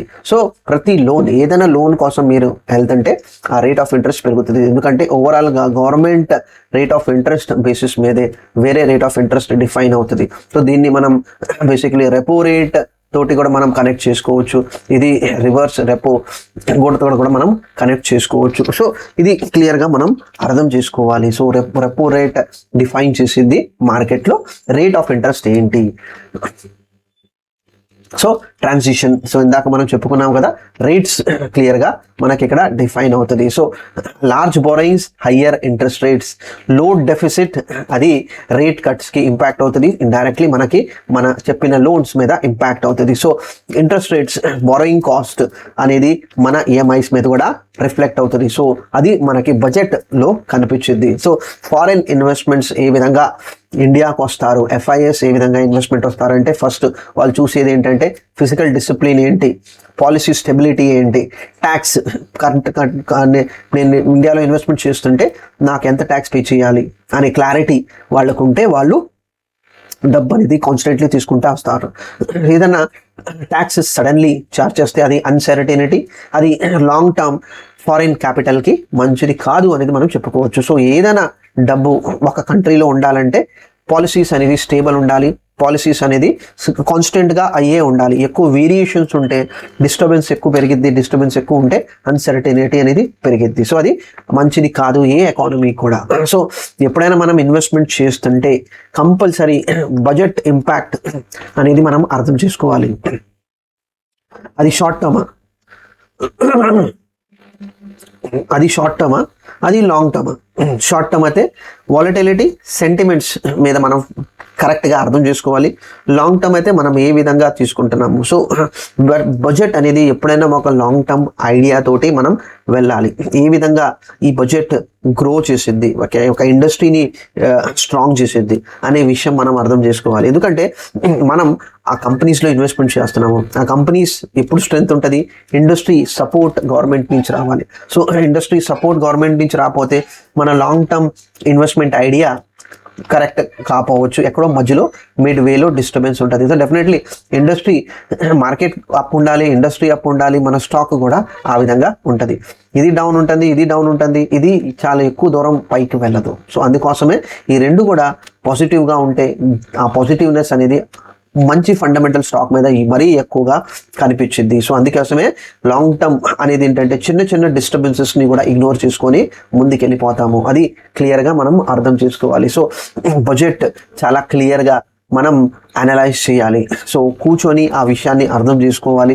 అదే మనం డీటెయిల్డ్గా మనం ఛానల్లో మనం చేస్తాము. సో స్మార్ట్ బడ్జెట్లో ఏంటంటే హెడ్లైన్స్ని ఇగ్నోర్ చేయాలి. ట్యాక్స్ రూల్స్ ఏంటి, ట్యాక్స్ రూల్స్ ఉంటే ఇప్పుడు స్లాబ్స్లో మార్పు జరిగింది అనుకుందాము. సో ట్యాక్స్లో మార్పు జరుగుతుంటే కూర్చొని ట్యాక్స్ క్యాలిక్యులేటర్ తోటి మనం ఆ విషయాన్ని చూసుకోవాలి. ఎవరైనా చూపిస్తున్నారనేది కాదు, మీరే కూర్చొని అది చెయ్యండి. ఇన్ఫ్లేషన్ కంట్రోల్ చేస్తుంటే నాకు డబ్బు ఎంత మిగులుతుంది, జాబ్ క్రియేషన్ ఉంటే ఓకే నాకు ఈ పర్టికులర్ ఇండస్ట్రీలోనే ఉన్నాను, ఈ పర్టికులర్ ఇండస్ట్రీలో ఈ గ్రోత్ అనేది కనిపిస్తుంది, దీనికోసం నేను స్కిల్ ఏమి డెవలప్ చేసుకోవాలి అనేది మనం కూర్చొని ప్లాన్ చేసుకుంటాము. సో ఇక్కడ క్లియర్గా అర్థం చేసుకుంటున్నాము, ఇది పర్సనల్గా నాకు ఇంపాక్ట్ అంత అవుతుంది.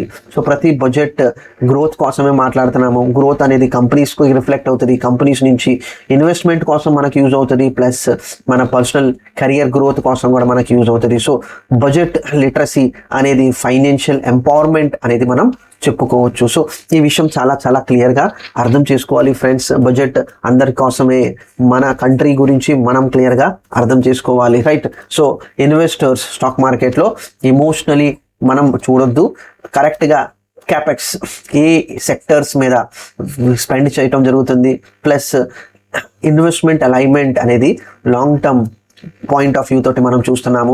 ఎస్ఐపి కంటిన్యూ చేయండి, స్పెక్యులేటివ్ ఇన్వెస్ట్మెంట్ని దూరం చేయండి, రైట్? బడ్జెట్ అనేది ఒక ఇన్వెస్ట్మెంట్ డైరెక్షన్ ఇస్తుంది. స్టాక్ ప్రైసెస్ గురించి ఆలోచించొద్దు. మనం మంచి స్టాక్ ఒకవేళ పడినా మనం కూర్చొని రీసెర్చ్ చేయాలి, మంచి ఫండమెంటల్ స్టాక్ ఎందుకు పడుతుంది, దాని వెనకాల కారణం ఏంటి.